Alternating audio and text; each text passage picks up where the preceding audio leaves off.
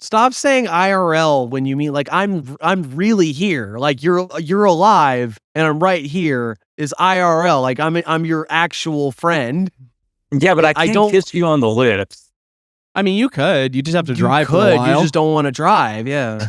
You guys aren't that far away. I think this is a generational thing right here. It's just like we're seeing like the elder millennial versus the millennial Gen Z line. Like, because I hear IRL and I understand, like, oh yeah, you know, the friends that you actually go and like bother face to face. Whereas you guys are just like, we're real, you know, we're actual people on the other side of the internet. In the first aeon, I was the Great Spirit. In the second aeon, men knew me as the Horned God, Pangenitor, Panphage. In the third aeon, I was the Dark One, the Devil. In the fourth aeon, men knew me not, for I am the Hidden One. In the fifth aeon, I appeared before you as Baphomet, the God before all gods who shall endure to the end of the earth. In this new aeon, I appear to you as CMN.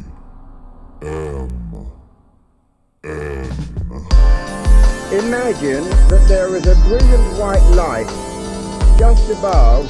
Is commentary on the magic art. In the years of the primal force and the dawn of terrestrial birth. Oh, that was very educational. Now magic will take place. Don't be fooled by what I just said.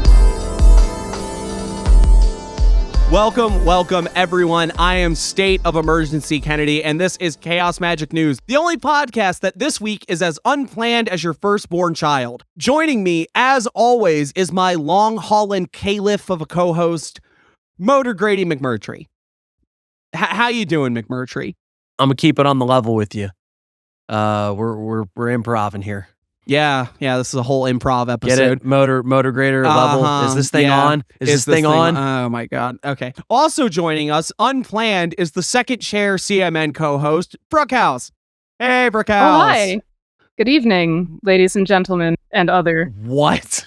They're second chair. They're like Coco and Local are like first chair, and then Brookhouse is like second chair. Like they're, you know what I mean? It's like an orchestra thing. Oh, got it. I thought you were implying like I was first chair, and it's like, man, that is Brooke is too competent and good at what they do. They're gonna take me out, and then it's just gonna be like they're gonna have the show now. That's when we do the turn towards the just me and Brookhouse like reviewing smut. That'll happen eventually. Oh man. But at least knowing that you have to get through Local and Coco, or you know what, probably Gary too. Like you're kind of like fifth in line for the throne right now. So it's gonna be some right. Scott Pilgrim shit in here. You have to beat all my evil ex. You have to beat my 7 evil ex. All right, and straight out of a cabin in the woods, it's Local. Hi, Local. Wait, I have to beat up Brookhouse? I mean, if you want to keep your title. I don't want to. We can co-share it. Like Kim Jong-un and Kim Jong-2 in North Korea. So, I thought you were implying that we were going to like put a demilitarized zone between the episode. And it's like, all right, Coco and Brooke, you stay on your side. No, me and Brookhouse, we share hosting duties, and we like, I don't know, alternate out words that we say. Oh, you finish each other's sentences. There you go. That's the winner. Look, it's called the cut-up technique. If you say a splice to me and Brookhouse together to make a coherent narrative, that's on y'all, guys. Well, your voices are so similar, so that's going to help. I was going to say, this is going to be easy as pie. Oh, God. It's fine. Oh, so it's an improv episode. Oh, God, it is. Well, I thought we would actually start our opening discussion with talking about the concept of improvising in your magical practice. You know, that can mean a lot of things to a lot of people. Right off the rip, when I say improvising in magic, what's the first thing that comes to your head? My something fucking up really hardcore during the ritual and me having to do something to fix it. It's exactly what comes to mind. You got an example? Okay. Well, here's one. I was doing a couple months back. You guys might remember this. I was doing invocations to the Holy Guardian Angel. Like you do. You got to get that knowledge and conversation on you sometimes. And during one of them, I had this little paper thing set up with a bunch of symbols and such on it, and it was right in front of a candle. And like I'd been doing it for God knows how long at this point, like a couple weeks, I think, something like that. And it suddenly caught on fire. Like you do. Yeah, like you do. So Like locals' robes. yeah, like locals. It happens. It happens. Right. So Very natural. yeah. So, part of you immediately goes like, oh, fuck, I have to stop the ritual and put out this fire. But another side of you goes like, well, okay. Let it burn. Yeah, let it burn. Let it take the whole house. This is, Change your name. burn the house down. Change your name. This is the knowledge and conversation of your holy guardian angel. It's how to commit arson. I wish. It's all about your true will, and true will is going to be your assumed name when you leave. No, but like I said, part of you goes like, well, shit, that's not what was supposed to happen during the ritual. Now shit is on fire. This is a hazard. Obviously, this could go really fucking bad. But another side of you says, well, what does this mean in a magical context then? What is going on here in the ritual? And how exactly can I do something that doesn't break the ritual flow and the sort of mental state that I'm in during the ritual, but addresses this? And accordingly, I instead let it burn and just kept a very close eye on it to make sure that it didn't set my whole damn house on fire. And then I incorporated what was happening into the ritual, and I said a little improvised bit about how the flame was burning through. It was like the flame burning in my heart for the angel and yada yada, that sort of thing. It's just sort of in improvising in magic for me tends to rely on that sort of idea, the way of things going wrong. Like, or a simpler example that I'm sure everyone has done at some point if you've been doing any sort of magic ritual that had like a written out liturgy or things that you have to say. Sometimes you forget the line. Sure. So what do? You can either have it, if you're prepared, maybe you have it written down or you have it on your phone or something like that, and you just look at that, or you can improvise and go, well, I know kind of what I was supposed to say, what the idea I was supposed to communicate. Let me see if I can make it rhyme. Well, that's just freestyling. Which is improvisation. Fair. No, I like it. All right, local. When I say improvising in magic, what comes to your head? Whenever I am doing rituals and it has words that I cannot pronounce, I will just kind of dance around them and pronounce them as well as I can. It's kind of like what Kennedy was getting into. Like, as long as I get the gist of what I'm trying to convey, it seems fine. But yeah, like, if a word is like 23 letters long with no vowels, I ain't gonna learn how to say that. Not with this accent. Yeah, no, I would end up offending so many people by saying stuff that I read out of them occult books. Like, I try to get rituals as close to the text as I can, but then also I can't pronounce this shit. Like, I'm just gonna kind of freestyle sometimes. Sometimes it works, sometimes it ain't. Well, not to put you on the spot here, but I always think about this because in the early days of the CMN Discord, you talked about doing a sort of improvised curse on somebody where you just kind of went to the bathroom and then read a prayer to Saint Michael or an invocation to Saint Michael or something. I went to my car in the parking lot and I did an invocation to the Archangel Michael and the Archangel Uriel. And I was like, this shit is pissing me off. Please get it out of my way. And then I came in immediately, and I don't know how much detail to go into, but shenanigans happened and it got out of my way. Have not been able to replicate it. So I'm not sure it counts as magic and not coincidence, but it was kind of spooky. Yeah, well, but it was also like, it wasn't hey, I found the prayer or I found the invocation to Michael and Uriel that is going to solve this problem. You just said, like, fuck it, I'm going to the Volkswagen and I am going to just knock this shit out the park. yeah, I basically invented it on the fly. But again, have not been able to replicate it. So Well, results were pretty solid, but I don't know if One I would time, count yeah. that as magic. Yeah. well, no, because here's the way I'm gonna put it, and because I'm a musician, I've dabbled with the old git fiddle and such. One of the cornerstones to improvisation in a musical sense is exactly that. The sort of, well, it works in this setting, in this moment, at this time. And if you try to keep playing the shit that you improvised before, it's never the same.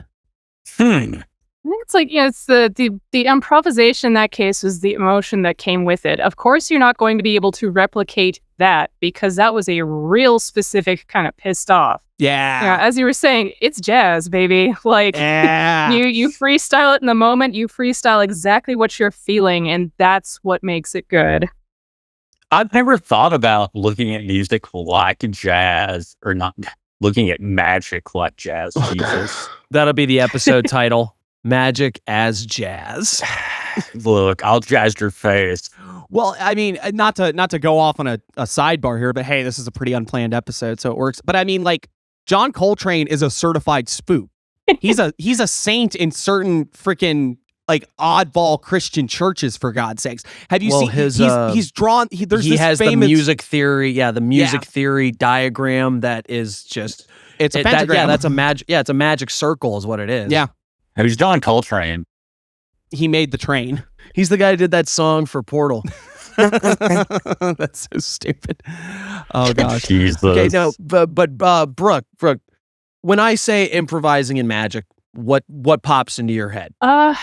Generally what pops in my head is just like times where I haven't really planned. Like, I didn't wake up that day thinking that I was going to be, fucking around with much of anything. But as the day progressed, like the spirits took me, and I start just grabbing random shit around the house. Like, oh yeah, this will be great. I'm going to go do this. Oh, look, I have a chunk of wood and a wood burner. I'm going to go burn a sigil onto this thing. And just like, I end up sitting under the moon with a wood burner, burning out my eyes, trying to see what I'm doing in the process. And then, like, whatever the incantation is, I could not tell you what it is again later because it just came out of my mouth as soon as I was done. And that was the end of it. So, like, sometimes improvised magic is literally just, it was time to go do some magic, and you listened to the voices that don't use words, and they tell you what to go and do and what to grab on your way out the back door. Yeah, legit, no, definitely. Legit. No, I've had those kinds of experiences before, or like, maybe another example, like where you've gone into a sort of trance state or something like that, and then like something or some presence, whatever, makes itself known. It's like, hey, you need to go do this, and then you're almost like, why? And it's like, trust Just me. go. Shut up. Why are you asking questions? Stop. It's like you literally do this bullshit trying to get some kind of sign or somebody to tell you to go do something all the time. Just go with it. And then it's like, all right, I just don't get what the hell I'm throwing mustard seeds in this corner for, but like, all right. But then you go and find out, and that's like, oh, that's a Tibetan thing. And I'm like, that's where I got it from. Okay. That's actually something interesting. Because I've had my fair share of like, okay, I'm just gonna go do some spook shit, and I didn't have any plans for it. In fact, the most recent one I can think of, I'm sure there's other, but like, I don't know, maybe a month ago or something like that, I was just sitting on my couch, and like you said, the spirit took me. I was kind of in the moment, and I thought, well, fuck it, I'm gonna kind of sit here and do something. Wasn't really sure what I was doing at first.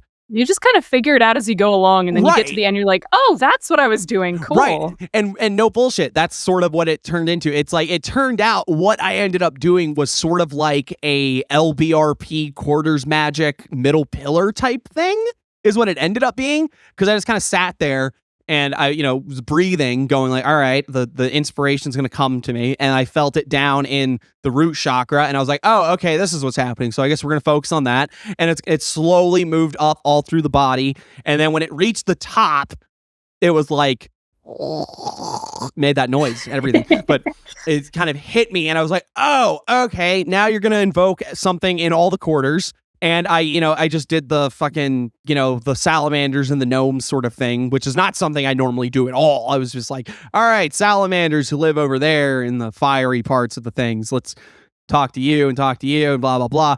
And I remember like specific motions with my hands that like, that's, I think, out of the whole ritual, that's the thing that like stuck with me. Like the things that I ended up doing with my hands, like, oh, that feels powerful as fuck. If you guys know anything about me, I love the body. So whenever my body does interesting things that I haven't done before, I'm always a big fan magically.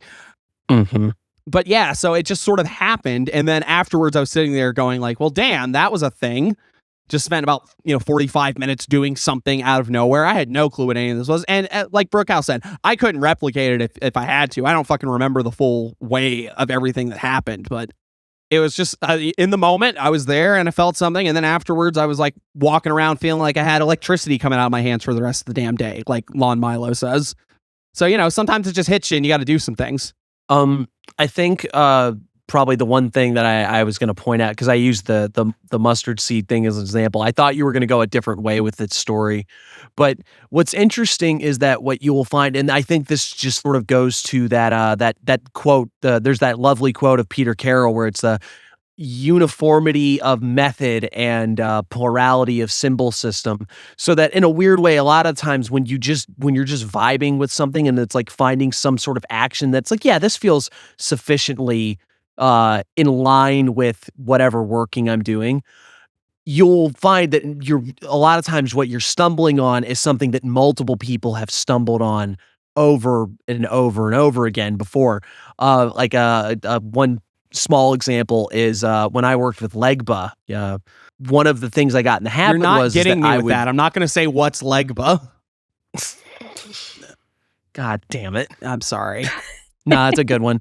That's a good one. No, but when I was working with Papa Legba, one of the things I got in the habit of is like I would find pennies, right? So I would get pennies out and like, offer to them in like groups of 3, like that sort of thing. I was like, all right, there you go. And that would be part of like the repeated offerings I give, like you put them at the crossroads because he's a crossroads guy, that sort of thing. And then like a couple, like I think it was like maybe a week ago, somebody got on the subject of Papa Legba in the Discord and they fucking a Yara threw a book at me, and it's like, oh yeah, one of it said like, here's Legba and like offerings you can give him. Yeah, pennies. That's one. That's like, and it's like, oh okay, I just did something that like I was vibing with, and it's like, yeah, this feels like a sufficient offering for someone like him. And then it's like, oh no, that's just, you just tapped into something that multiple people before you have figured out, It so is that literally a sufficient offering to the point where this is not even UPG. This is like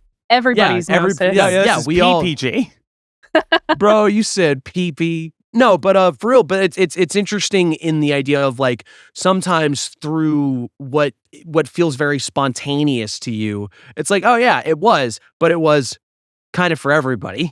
That's where you can get into like archetype discussion and like collective unconscious. I don't go in on all of that, but I do think it shows something about that uniformity of method, which relates to the way that the source from which these practices arise. Anybody else got any thoughts on improvising?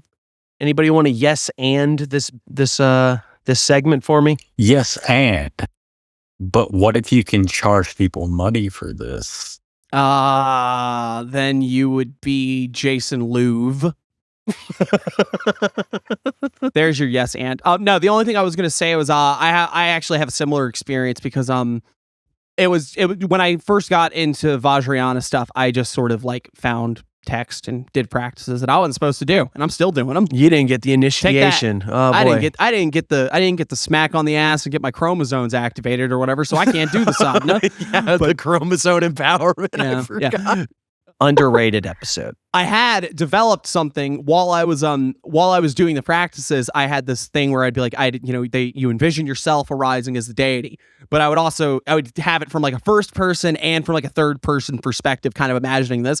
Lo and behold, later reading another text that I wasn't supposed to read, it says, "Oh, this is a typical Nyingma thing that you're supposed to envision yourself as the deity and before the deity." And I was like, "Oh, son of a bitch!" There you go. Yep.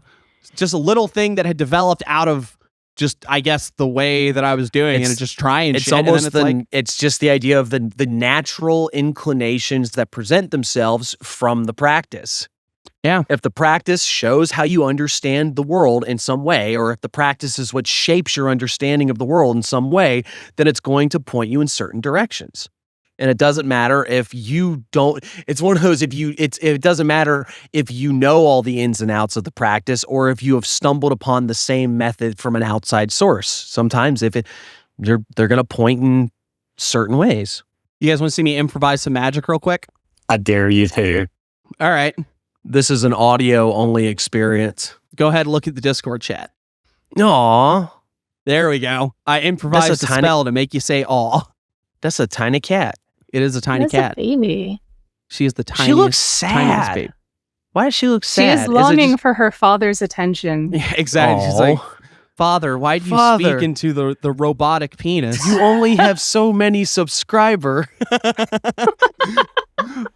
Father, podcast is only few listeners. You bring dishonor on your household. But kitten is forever. From now on, just all the memes for the social media just need to be Bast and Saul. Oh, we're going to have to get them in the room together now. It's like, here are the two babies. That'll get us to 5. That'll get us to 5K on the Instagram easy. Cat magic news. There you go. All right, that's a great segment. We did fantastic. Go team. Woo. You know what? I'm gonna write that down. 200 points for everybody.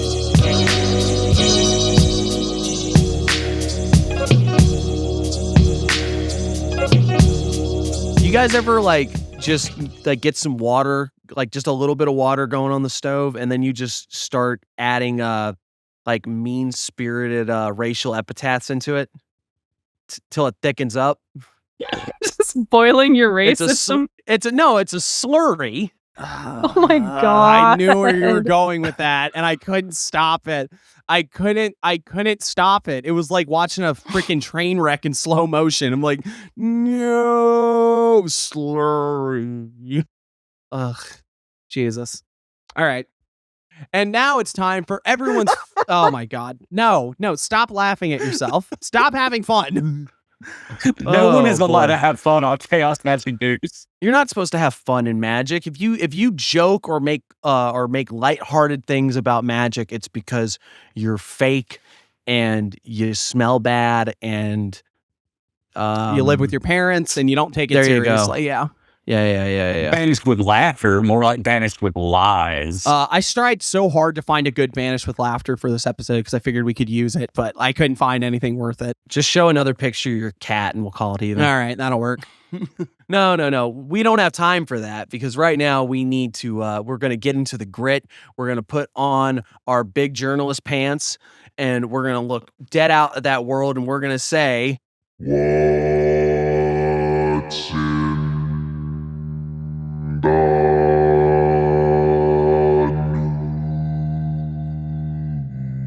the news? how was that? Was that good? Y'all ever think about how much of your life you waste? Listening to this all nonsense. the time. How many times have I heard this intoned now? And it's I just know. it's treat it like intoning the name of God. It's never wasted time. This is Brookhouse being supportive of your shenanigans. You really are going to get this co-host spot. It's going to be great. I'm going to pass it on to Shit, you. they're on their way to be the host at this point. I'm gonna be. I'm going going to to be on my job. I'm going to I know what it is. I'm going to be on my deathbed and I'm going to say I leave my co-host spot to So Okay. you got to say bequeath. You have to bequeath There you it. Bequeathed. Oh man. All right. What's in the Okay. news? Indeed. Oh boy. Where do we even start? Turns out Jeffrey Epstein didn't kill himself. Yeah, Jeffrey Oh, Epstein yes, didn't kill Jeff. themselves. There He was did- no he client didn't kill list. himself. There's no Warren there's that Bossing list. saying. Yeah. I was going to try not to Bossing make that say. joke. There is no war. There is no Epstein list. There actually Okay. is no Epstein list. Yeah, not anymore, Jeffrey huh? Epstein who? There it is was no all a Epstein mental list. hallucination. This was not real to begin with, and also the Democrats populate that list. By the way, They, if yeah, it doesn't also they exist. made it.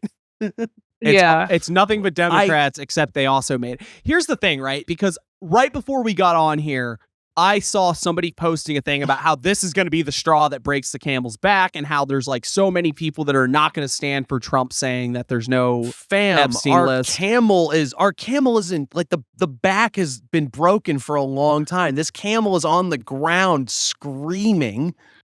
It's just nothing's going to be done. Rotting down there. I don't think the camel's ever getting back up again. Just people have climbed inside the camel for warmth on the cold Arabian night. It's just the problem. It doesn't matter how many people are outraged. It doesn't matter how many of Trump's supporters are like, "Oh man, you said you were going to do this and now you're actually doing the bad thing. I can't believe it." Because one, no, it doesn't matter how outraged they are. Nothing is going to change as far as policy. This administration is going to do whatever the fuck it wants because that's what every administration does. If they were beholden to the people, we wouldn't be in this mess. But the second thing is that it's like the minute that somebody goes socialism, socialism, socialism, socialism, socialism, they're going to become terrified and they're going to go screaming and running saying, "Please, someone save us from the scary shit, I don't know. I think they're going to pass out dick shields to the homeless." But it's probably going to ruin the economy or something. I mean, I know that I don't own anything and the standard of living is skyrocketed. But here, I'm not going to get on that part. But the whole point is that these people are like, it doesn't matter if they say they're done. They're going to come crawling back like a drug addict at the slightest provocation of anything that is the quote unquote far left, which just means anything that isn't like Reaganomics. So yeah, there's no Epstein List. And even if there was, it's probably fake. And even if Donald Trump himself was on it in 4K, I mean, like, what am I going to vote? Who am I going to vote for? What, you want me to vote for Newsom? No, sir. Yeah. We won the Cold War. Yeah, shit, man. I'm being cynical, but like, it doesn't matter. It doesn't matter who is upset about this. Second, anybody who ever thought that this list that doesn't exist was never going to see the light of day. Ever. If somebody leaked it and it got out, that person would have to live like in the Marianas Trench. Yeah, to keep from being like murdered by powerful people. To keep from killing themselves. Oh, right. You know? Like Mr. Epstein. Yeah. To stop their aggressive, clandestine, plotted suicide. Okay, and then let's get to the other thing. There's like the metadata of showing that they used like Adobe fucking Premiere to edit this footage. And they don't even do a good job. Oh, God. And it's so cute that they're trying, though. Like, you really have to give them props for trying to still take down this absolute nonsense. Just like, wow, you really think this is going to accomplish something? This is so great. I like that they're trying. I like the spirit. I am deeply unconvinced at this point that any of it's ever going to matter.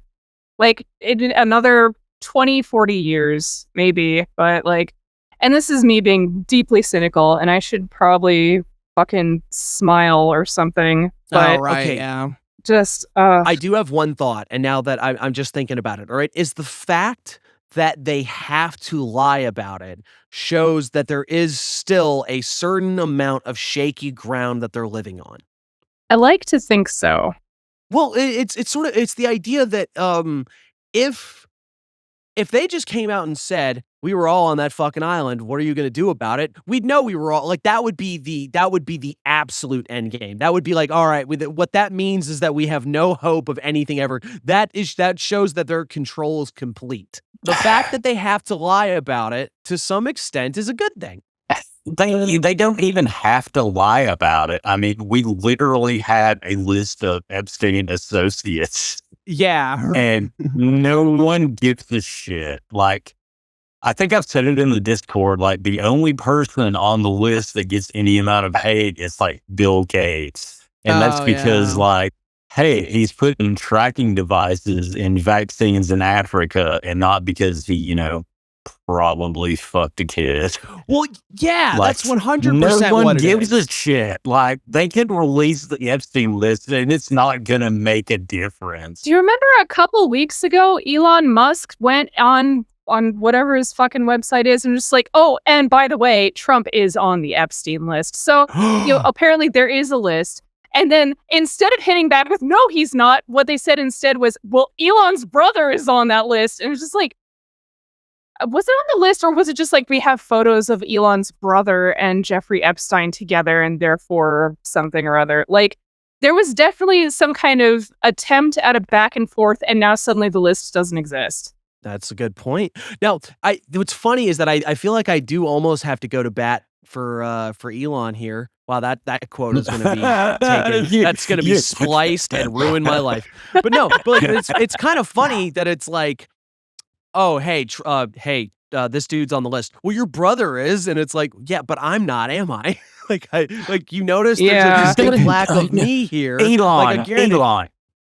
There is literally a picture of you chilling with Ghislaine Maxwell. Like that was the other part I was going to bring up. Is it's like if the gotcha is Elon's brother rather than it's like, but I was going to bring it up. It's like, but also he was hanging with his lady friend. So well, here's the thing, right? If we know anything about the sordid tales of Elon Musk at social events, such as what was it, the furry convention or whatever he went to, and then everyone treated him like a leper. Elon was just like hey-hole, and like Ghislaine was like, hey, let me take a photo op with. Imagine you're talking to one of like the reformed satanic pedo ring Illuminati Epstein Island boys, and he's like, oh yeah, I remember when we went to the big temple and we were going to do it was like a orgy sacrifice thing, and then Elon was literally just in the corner, like I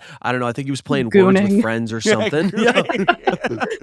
He was gooning Words with Friends. If he had been gooning, it would have been like, all right, great, you're getting it. But he just seemed real penis shy. I've been learning about body language, right? And he was like, he had his phone propped down for it. Never mind. I'm not gonna commit to this one. Are we allowed to make fun of Elon since he's CEO of CMN? Oh god, I thought it was he bought Chaos Magic. I thought that was the joke. Like he bought the trademark or something. You think I pay attention to any of the bits? They're your bits. This was your joke. And it was really funny. People loved it. Oh, man. Jesus. All right, cut all this so they don't know that. They can't know that they can't know that it was me pretending to be Elon the whole time. I am pretty sure that a bunch of the people after the memes you guys posted genuinely thought Elon was I think they on just gas. I don't think our audience is that silly, but I think there's definitely like some people that thought that this was like we were making a joke about Elon or something like that. It was like, rather than like, no, the joke was literally someone pretending to be Elon. Anyway, we are going to cut all that. All right, but I think overall that fact that we are all sort of like, even if the list came out, like the public outrage would do very little. But I feel like there is that one sliver there of like thing, like, if it was absolutely hopeless, they wouldn't lie about it. They wouldn't need to. They would just be like, yeah, we did it. So what? You gotta hey, that's a mighty fine child you got over there. Why don't you hand it over here? We're gonna go to an island. That is a valid point. And just being super realistic, if this Epstein list exists, the vast majority of names on it are going to be people that we have never heard of. Right. In the way that it's going to be like, hi, I'm the VP of JP Morgan Stanley. Right. Yeah. You do not know who I am because I do not go on television and give interviews. Right. I just like fucking kids. Right. Exactly. That's why I think Trump is such an interesting phenomenon, because I think that this is conspiracy theory thought, but I think that he's youthful as an idiot to be like, oh yeah, Donald, go on television and say this. And then we're going to defund all the schools in Iowa while no one's paying attention. I mean, I 100% I've said that since the beginning. The political players that have organized around Trump are all essentially people going like, if I can just get that old fuck in a room for like 5 minutes, I can convince him to do whatever crazy thing that I want to do, as long as I like tell him that he looks great today and like say something bad about like whoever he hates this week. It's going to sound stupid, but like I need to stop bringing the wrestling shit into this. But it is very much the descriptions you get of like people working for Vince McMahon. Like he's just this crazy guy that has all this fucking power. And if you can just talk to him for about 5 minutes and convince him of some shit, he'll just do whatever crazy thing you want. He is literally a WWE Hall of Famer, Kennedy. Yeah. Our president is in the WWE Hall of Fame. Ugh. And also, the president's friend's wife is in charge of the schools. Right. Yeah. I forgot that they made Linda McMahon the Secretary of Education. But, you know, that's actually par for the course, because didn't he make Betsy DeVos the Secretary of Education last time, and she's like equally unqualified? Oh, yeah. Her stepbrother was Eric Prince, the owner of fucking Blackwater, the mercenaries company. Yeah, that sounds about right. Well, here's the issue is that there is a certain level of conspiracy, quote unquote, right? That does not require all that much in terms of like bizarre coordination or clandestine operation. A lot of these things that we consider like, oh yeah, this is a conspiracy, is simply people with a lot of wealth and influence, all playing the same game. It's literally the same families with the same money. They're like, hey, what if you do this and I do this? It's the new version of like the marriage to solidify political alignments. It's now like, check it out, I'm gonna make your wife the Secretary of Education because you're such a good guy. Yeah. Because you're so good at wrestling, except you're not, because they haven't seen Japanese pro wrestling yet. I don't remember if this turned up in the Discord, but Jeff Bezos is buying Condé Nast for his wife. Yeah, that was one that we were going to talk about too. That segues really nicely, actually. Yeah, that actually segues really well. Way to go! Not gonna again. You are gonna get this co-host spot, but yeah, no, but that's I think what I said kind of when either you or whoever else posted. It's like what I said was like the problem is that there is a certain intuitive response, a certain sort of automatic revulsion to something like that, because you read that and you just in something in your gut says, man, that is really messed up that somebody has that much power that they can just buy something like that kind of as a lark, as like a, hey baby, I love you, look what I bought for you. You know, it sounds like a joke. It's like if Daddy Warbucks told little orphan Annie, "Oh yeah, you see that publishing company? I bought it for you. That way you can get that one silly book that you wanted published, got ready to go." You know, it's like that weird. It's like there's almost like an overkill punchline idea to this, where it's like she said, "Oh man, I'd really like to be on the cover on it," and he's like, "You can be on the cover of all of them now, honey. Look at what I got you." You know, like that's the thing.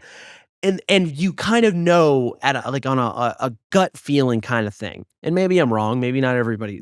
I'm sure not everyone is like that. But I think most people read that and something screams very wrong. Like it doesn't require any sort of like, oh man, like a political Marxist theory or anything like that. It's just something on the idea of like people shouldn't have that much money and like nothing good comes from that. You know? Yeah. But like also it says something about us that's our knee-jerk response, that it's like we see that and we go like, ugh. Whereas that kind of person sees and goes like, ah. Like the emotional attunement is its own signifier here. And this is probably why none of us are billionaires, because we don't have that kind of attitude. Like whatever it is in the human psyche that turns you into that, we're not running that program. And maybe that actually is a good thing. I would hope so. Speak for yourself. Speak for yourself. Local is a political dynasty. He kind of is, actually, is the problem. But I think it's a chicken and egg thing, right? Because I don't think that it's necessarily that. I think it's because we are all ultimately like regular proletarians, right? We've never been in a situation where something like that was even close to feasible. So when we see it, we have the natural reaction of like, oh my God, what the fuck? Who the fuck would do that? But as you said, people who have that kind of money and that have lived in that kind of class see that and they go, oh, that's really sweet of him. I bet he's a really nice husband. I keep trying to think of it in terms of looking at historical examples. Like, oh, the king of France bought this for his wife. And we're just like, oh, that's kind of sweet of him. But like, we are so far removed from the historical context that just like the people underneath them who had to put up with their bullshit and saying, oh, the fucking royals are at it again. This is why the French rose up and killed them all. We weren't there for that part, so we just see the historical landmarks that is, you know, all that's left of it. We as a country are desperate for a monarchy. We really just want someone to put Big Daddy's boot on our neck. Yeah, I mean, we kind of do, honestly. Up until now, it's been reality television. But now we got kind of Trump, who is like the combo. Oh yeah, he's both worlds. But yeah, it's even in the way that we like you were saying, like reality TV, the way that we elevate celebrities to this status of like, I gotta know what they're doing, who they're dating, they were spotted here. And I know that for our audience, most of us are like, well, I'm not like that. I don't think of that. But even like to lesser or greater extents, you know, we tend to, I think woo-woos at least tend to project it off more onto like spiritual teachers or people that we think are really influential and stuff. And it might not be the same idea of trying to elevate them to like royal status or something like that. But there is that natural drive to try to find somebody in a way you can sort of hang your hat on, you know? I mean, I think a lot of the people that we tend to look up to, at least in like our kind of spaces, like we're not going like, oh, guru something or other. Like we're looking at the people who are publishing books and adding us as friends on Facebook as part of their advertising campaign. Like they're a little bit closer to us. And so it'll be like, oh, look, so-and-so got divorced, so-and-so got married. Like, but it's a little bit more, it's still parasocial. Right, yeah. Like it's ultimately still parasocial unless you've actually really taken the time to develop a friendship with these people. And most of us haven't. And parasocial isn't, a lot of times parasocial gets used as an overtly like always negative sort of thing. And it's like you can have that kind of parasocial relationship with certain people if it's in a smart, understood, analyzed, contained way. You know, if you're able to put it in your you know, there's a lot of like content creators and stuff that it's like, oh yeah, they seem like a really neat person and I know things about their life that I probably, you know, because of the way that those sort of like social media or like having a YouTube channel or putting on a podcast will let somebody in on certain, like, in that one way communication of letting someone into your life, that parasocial aspect is going to develop kind of on its own. But when you go, it's like, I don't know this person, I'm a fan of this person. And if you can put it in that box, it's not quite so bad, but it still is a parasocial relationship. Yeah, I think back to local sort of point though, it's like this is beyond, especially politicians. I will say that as like a huge thing in this country. Like we do have full blown parasocial fandoms for politicians, right? Like that is sort of the think about like all the people that were fucking, you know, and I like Bernie, but like think about all the people that were riding fucking Bernie, right? Like yeah. There were people that you would swear to God that Bernie Sanders was like there when they were 5 years old going to their birthday parties, the way they talk about this man. My dad didn't teach me to ride the bike. Who was there? Bernie. And, you know, to a lesser extent, like the squad people. And then, you know, on the right side of things, obviously we have Trump and we have all the fucking right-wing grifters who are now politicians. So, you know, there's a very real sense in which we elevate all of these political figures that we talk about. And conversely, you know, they end up being the same titans of industry that we're talking about here.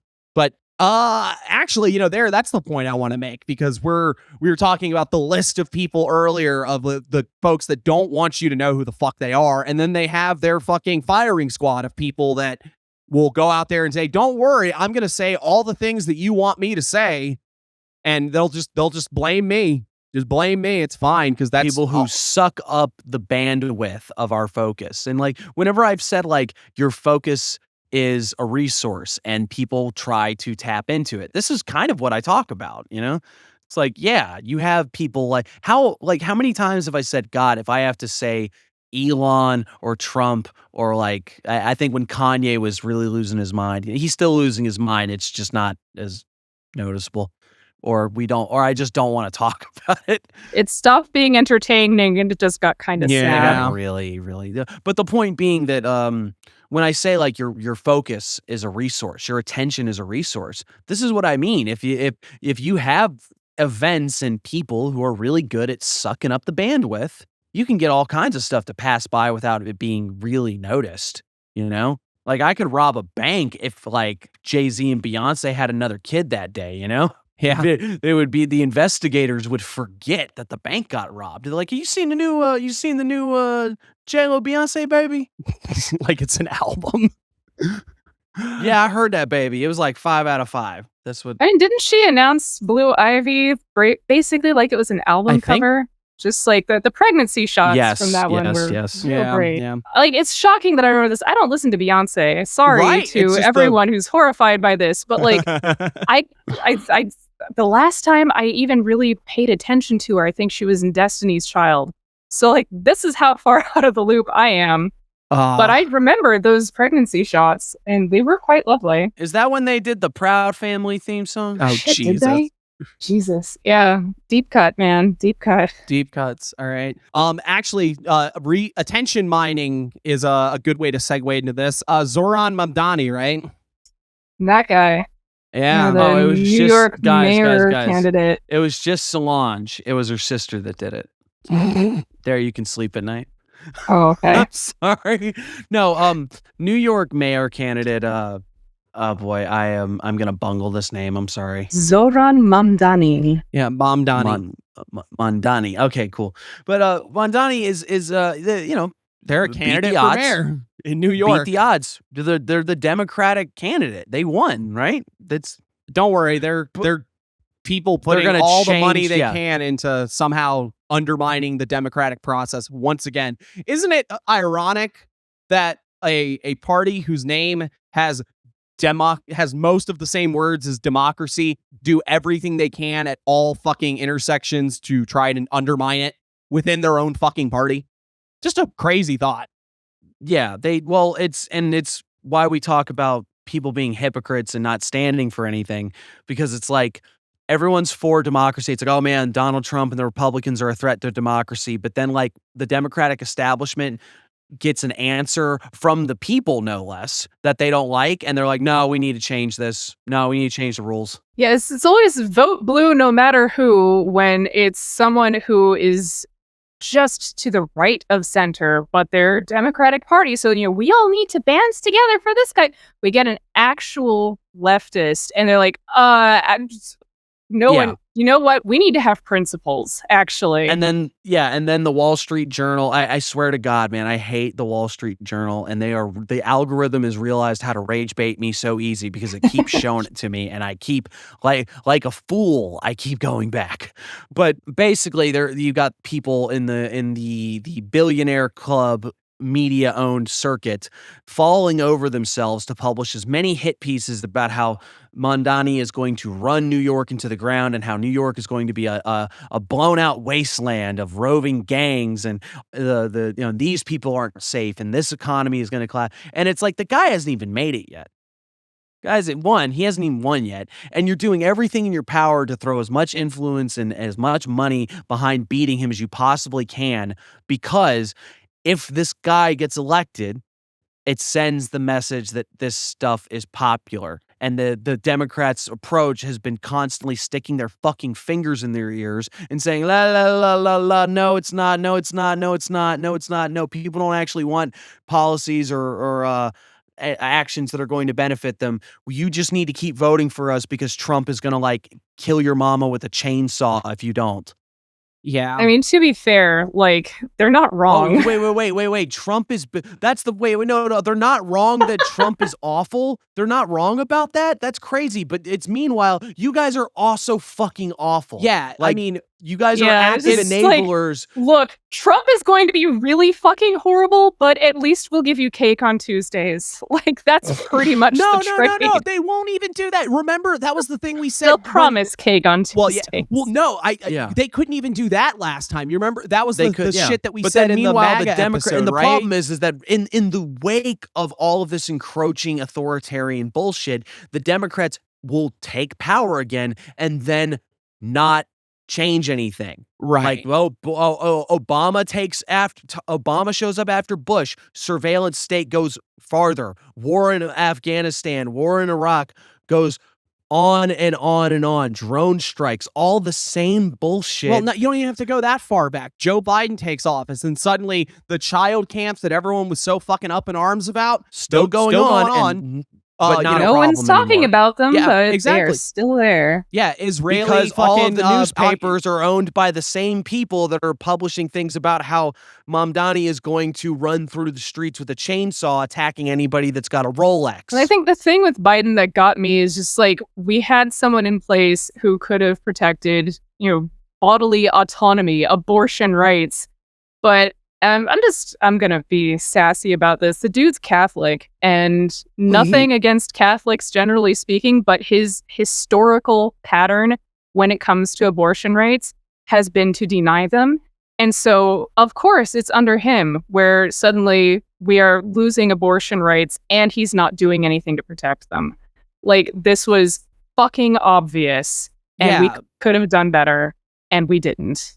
Well, I mean, it's just everything. It'd be one thing if we could even say that, like, oh, that's like a sort of odd exception to the fact that Joe Biden's a Catholic. But what it comes down to is that the Democrats don't actually have a problem with any of the things that are going on. They just want to be the people that could do it. That's kind of the thing. The consolidation of power in the executive under the Obama administration is what led to Trump being able to just, be a fucking little American monarch and by holy decree destroy the government. You know what I mean? Like that is directly on the hands of those people. They didn't see a problem with it because they didn't think that they were ever going to be in a situation like this. It's that simple. Yeah, the Democratic Party actively created the circumstances for a monster to run roughshod on them and just completely obliterate them. And the thing is, I'm still under the impression that once the Trump administration has run its course in the next 3.5 years or so, if there's anything left, we'll have another election and a Democrat will probably win. And then we will be looking at all of these people just gobsmacked at the fact that, wait a minute, they came back to power and then what happened? Wait, we're still They didn't fix genociding all anything? of Palestine? Oh, we're still deporting people? Wait a minute, what? Yeah.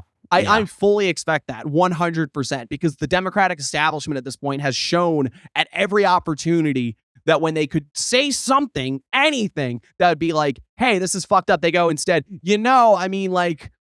we needed to do something about the border. That's a real thing, but I wouldn't do it like this. Because that's all it comes down to for them is that You wear the daishiki and then you give the cops more money. Yep. You wear the daishiki and then you give the cops more money. Hold up. Gavin Newsom, when he's president, is not going to sign an executive order making healthcare free. You're telling me that? Yes. Yeah. President Newsom is going to be like, I've fucking had it with these Republic craps, and he's going to like flex on the camera, and then he's going to get in office and like literally twiddle his thumbs for 4 years. Like, he doesn't say nothing, doesn't do No. nothing, just sits there No. twiddling his thumbs. No, he's too handsome to do that. Yeah, He's too handsome To twiddle his thumbs. to not give me free healthcare. I don't know if this really counts as news, but I saw an article the other day giving like the polling of various presidential hopefuls for the Democrats next election. Who do you guys think was in the lead? Just a random guess. I'm really curious. Gavin Newsom. Hillary Clinton. Brookhouse, your guess? Oh, I have checked out so thoroughly. I'm so fucking done with politics. The Democratic Party is functionally worthless at this point. Yeah. It was Pete Buttigieg. Really? Rat boy, yeah. Rat boy Buttigieg. The return of the rat boy. Oh, God, no. I'm running for president. Oh, Can I we live name inside. Pete Buttigieg? I Can live we name inside the White House. Jesus. Capital Critters, the cartoon? My executive order is more cheese. Oh, okay. Yeah, there you go. That's perfect. So look, I think that there is a chance actually that we can come back from this nonsense, but I think what we're going to find is that between now and the next major election cycle, someone like Zoran Mandani is going to gain such popularity that it actually does have Democrats shaking in their boots. And I think it's like Elon is trying to split power on the right because he's starting his own political party. I think yeah, that's unwittingly, another thing. Mamdani is going to end up doing the same thing to the left, while the establishment Dems are going like, no, we need to be as centric as possible because we need to take into account everybody. Like, no, guys, seriously, all you're doing The people is that weren't moving going to vote for you. goalposts. But we are starting to see more and more leftist representation. It is slow going, but the people who are standing up and doing it are getting a whole fucking lot of attention. I like to think there's that, but also there is enough pushback to what's happening with the Trump administration as it stands. Like you were asking, why do they keep lying about it? It's because they are meeting quite a lot of resistance. And that gives me hope too. I'm trying not to be super cynical about everything here because like, that's not who I am as a person. There's like half of me that is just like, you know what? Fuck it. I don't care anymore. Accelerationism, burn it all to the ground. Just give us a fresh start. We will deal with it from there. But like, I understand that attitude absolutely throws a whole bunch of people to the wolves. Yeah. And, that's our friends with disabilities, that is our friends in the LGBTQ community. I don't want to do that. I think that kind of accelerationism is deeply hurtful to the people who are already hurting. At the same time, I am also out here ready to just start lighting torches myself some days. So. Yeah. In the same regard as like, and I don't mean this about violent revolution in general. I mean it in the way that most people in a country like America will think about it.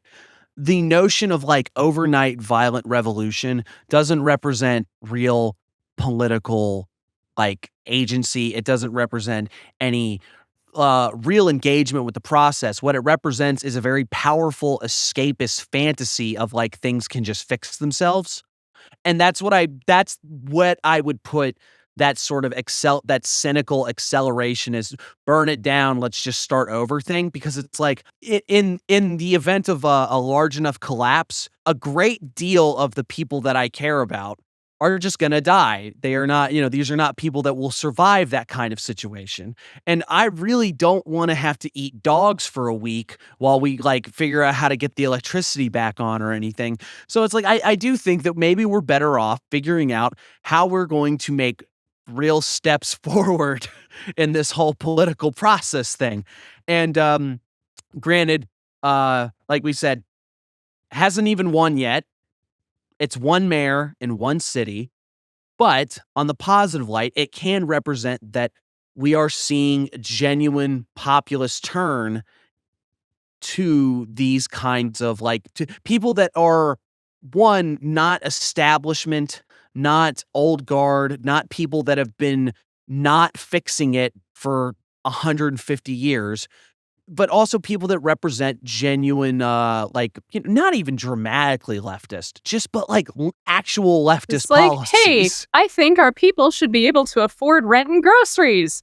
And this is radical. Like, Jesus fucking Christ, guys. Well, we got into a whole fucking thing with people because we posted something about Mobdani, right? Where we talked about, we just made the comment that anything that every dollar, because it was the Wall Street Journal thing, right? Where it was like, every dollar spent in the fight to stop the radical Mobdani, whatever, is a wasted dollar that could be put to actually stopping the Republicans or whatever their fucking shtick was, right?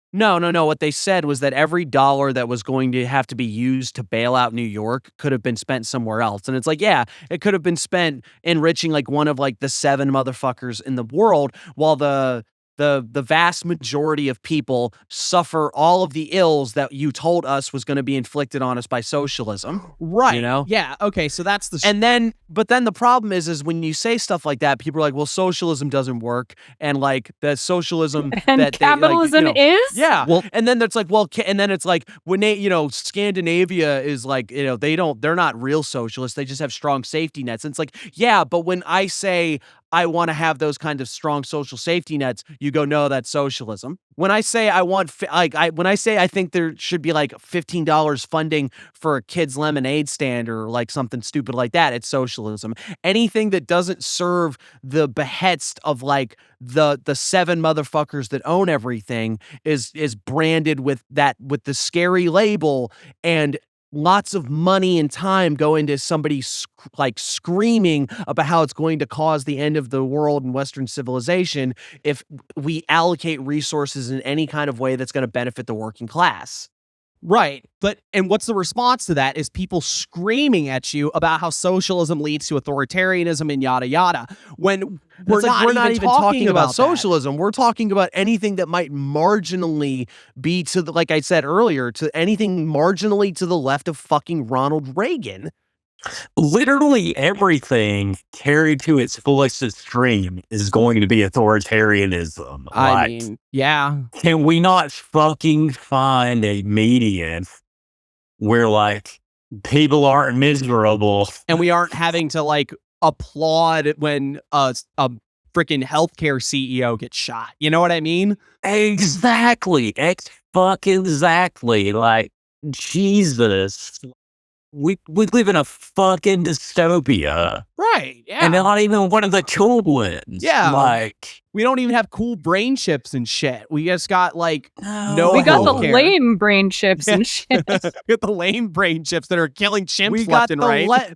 We got lead paint chips that made our brains bad, guys. I mean, have y'all guys heard that they're like forcing Grok into Tesla cars now, and people are like, why do we need Grok in our car? So we can tell you about the white genocide? Because what are you going to do if you don't have Mecha Hitler around here? We got to talk about Mecha Hitler. It's like, by the way, there is genocide of white people in South Africa. Another fantastic segue, man. You guys are knocking it out of the park. Yeah, Elon, so Elon he fiddled with Grok again. Fiddled with Grok. I feel like I'm just imagining some poor like robot, and Elon is coming around with like just a screwdriver and like a wooden or a rubber mallet and just going clunk, clunk, clunk. All right, how do you feel now? More racist, sir. That's great. Go with that. This is far less kinky than I thought it was going to be. Yeah. This is definitely like Grok Elon slapstick. It's funny that we talked about this last time when he started with the whole white genocide thing, and then he was like, don't worry, we're going to fix it. And instead we got, hey, my name is Mecha Hitler. My name Like, what the fuck? What even is that? How do we get to that point? That's what I'm not saying that I'm surprised that Elon Musk fiddled with it again to make it more racist and made it worse. I'm confused about how we got the exact phrase Mecha Hitler. That is what I really want to know. Like, here's the thing. Where did the algorithm go wrong? You have to remember that these are like these large language model things. They don't really formulate sentences. They don't have thoughts and ideas and constructs for how they assemble information. All they go by is that like these letters appear in this order this amount of times, and I'm extrapolating like an A/B process out of that. So that just means that really what it is that a bunch of people on Twitter said I'm Mecha Hitler like enough times that it internalized that and it made it part of its personality. It's probably all of the users on Twitter that are like some variation of Mecha Hitler. Like, go listeners here. Let's get you guys involved for Mecha. Open your phone, open X, the Everything app, and then look up how many users on it have some variation of the name Mecha Hitler. Well, no, that's going to be fucked up because now that it's already become a thing, now it's reproducing itself. I guarantee there's a billion Mecha now there's Hitlers going to be a bunch of, you're going to have to like filter. You're gonna have to filter for like, from like a month ago, like how many Mecha Hitlers were there before and after? Well, even worse, like I'm thinking about like, again, just how the large language model sort of works on taking things that like, this could be a word. Like, imagine it's like, it saw Mecha Godzilla enough and it was like, all right, so that's a sort of way you can put words. Who's my Godzilla? Hitler, obviously. Okay, but like, you know how Elon is allegedly this incredibly good player of various video games, and there's literally not enough time in any given week for him to actually be doing that and everything else he's supposedly doing, which means he's hiring nerds to go and do this for him. So when he says he's going to go in and fix Grok, he's actually paying or not paying an intern to go and deal with this for him. And that intern just does whatever the fuck they actually want to do. They program in the silly nonsense. And it's like so much of AI is actually, I mean, so much. I don't have a statistic on this. There is a non-negligible amount of AI responses, which is actually a human being kind of nudging the AI in an appropriate direction. Pretty sure it's just an actual person sitting there like, I'm not getting paid for this. I was told I was going to be paid for this position 3 months ago, still not cutting a paycheck. Fine, Mecha Hitler. I love the idea that he had some techie adjust it, and then the techie knows how bad Elon is with code, where it's like, he's not going to know what the fuck I did to this. Mecha Hitler it is. I don't know, boss. I did what you asked me to do. Angry intern just like knowing that the ship's going down. They're like, look, I am not, this was getting an internship at X was not fucking working. No, it's a guy long gaming Tesla stocks. He's like, I got a 4D chess, baby. Watch this. Mecha Hitler send. Oh my God. Oh boy. All right. So those are like some of the bigger headlines, I suppose. We touched a lot of bases. We've got some sillier ones, and we've got a real silly one, and then we've got kind of a woo-woo headline. Which, guys, what do you want first, guys? Start silly and go woo-woo. Okay. Local. How many toucans do you have in your dashboard currently? Right this moment? Yeah, you don't have to go out and count them, just like a rough estimate. I think maybe like 3. Okay, that's a reasonable number. They blend together, so I might have 4. Okay. But I'm rounding down. It's like when you have too many zebras close together, you can't quite tell. It's the same problem with toucans. I gotta count the hooves. Yeah, like their noses. Okay, so what if I told you that a man was attempting to smuggle Fruit Loops into the U.S. in his dashboard, right? But a bunch of toucans followed their nose.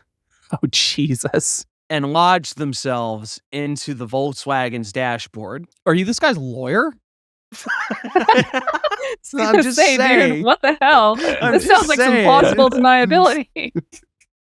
All I'm saying is that the criminal punishment for smuggling cereal is far less than toucans.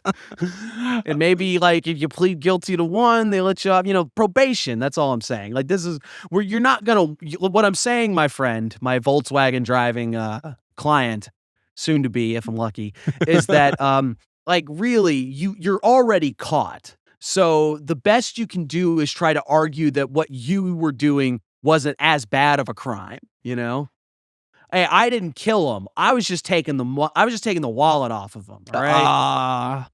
Here comes the story of the hurricane. The man the authorities came to blame. You're gonna get us copyright. No, you're gonna get us copyrighted. That's another crime. Well, okay, toucans are apparently an endangered species, but like he wasn't killing them.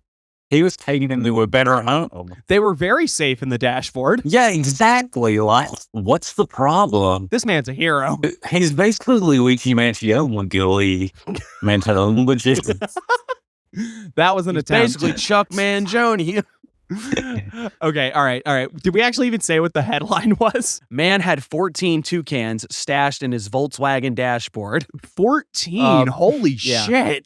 I didn't realize it was that many. I believe coming from the Mexican border, a man got caught with he just had 14 toucans, and it's I guess exotic animal smuggling isn't unheard of, but God, that's an odd one. I mean, I don't know how you'd go about smuggling birds. They seem like one of the harder ones, but you just put them in your dashboard. Toucans are well behaved. You're so chill. That's why they're serial mascots. That's why they're endangered. Oh, okay. They're so Wait, chill. no, I'm sorry. They're This you're guy gonna is eat me? actually this guy's a better lawyer than me. The driver, Carlos Abundez, 35, of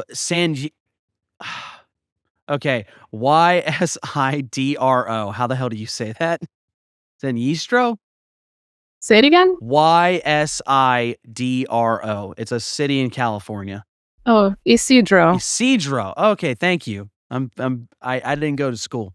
Okay, so Carlos Abundez, 35, of San Ysidro, California, told U.S. Fish and Wildlife Service agents that he was not aware how the toucans got into his car, and he had no connection to any bird trade activity. Well, he said he didn't do it, guys. You gotta let him go. I don't know how they got there. You know what? I went to sleep and I forgot to lock my door. We've been having a lot of break-ins in the neighborhood. It must be them toucans. No, it's a local cryptid. It's the 10 toucans. They frequently show up in cars in the Southwest. Some people will be driving and they'll look back and there are 10 toucans in their car. Sounds good to me. Let's let the man go. He's got business. Supernatural plot. Actually, the final punchline of this is Mr. Paul Blake Jr., a lawyer for Abundez, declined to comment. We make all these jokes. He's We are clearly better lawyers for this man than his actual lawyer. Carlos, The Epstein List doesn't exist. The toucan list does not exist. That was a hallucination by Border Control, and they framed my client. They planted those toucans there because that was racist. Just tell him P. Diddy did it. Actually, you know what's really fucked up is that those birds are all illegal immigrants, so they're gonna send them to the fucking Gitmo camps. That's gonna imagine getting deported and then suddenly your fucking cellmate is 14 toucans. That's fucked up. It wasn't fun. I mean, it's funny in a morbid sort of way, but the whimsy of a cellmate that is I'm imagining a jumpsuit, but it's 14 toucans all in it, fluttering. 3 kids in a trench coat. It's 14 But it's toucans 14 toucans in a prison jumpsuit. And it's I got top bunk. And are you really going to be able to fight 14 toucans? So I don't even think I could fight one. Just hand the Fruit Loops over. They're endangered. Oh yeah, even if you win, it's like getting in a fight with an old man. If you lose, you got beat up by an old man. If you won, you beat up an old man. You can't do it. Oh, you beat up 14 toucans? Wow, you're a monster. Oh, you lost? Bro, you got beat by a bird. Now no one's going to respect you in the yard. Dark. Dark. Incredibly dark. Part of me is it's funny because it's toucans, and the other part of me is going yeah, but it's concentration camps. And it's a little real. Yeah. Well, honestly, we're talking about it very much be prison life, which can't be that's not the same as as what these detention they're camps concentration are, camps. You know? We can just pull that animal. trigger. Yeah, they're definitely. Have y'all guys seen that they have posted concentration camp management positions on Indeed.com? Fucking A. No fucking way. Yes, I was reading it. It is around 70,000 a year. That's all. Sell your soul for 70,000 a year. Jesus Christ. Oh, it gets better. 70,000 a year for you work 7 days a week, 12 hours a day. Holy shit. But every 3 weeks you have 1 week off.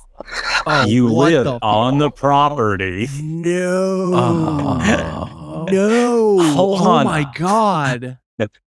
I'll see if I can dig it up and I'll post the link on the Discord. But I was reading it and I was like, I can do this. But could you?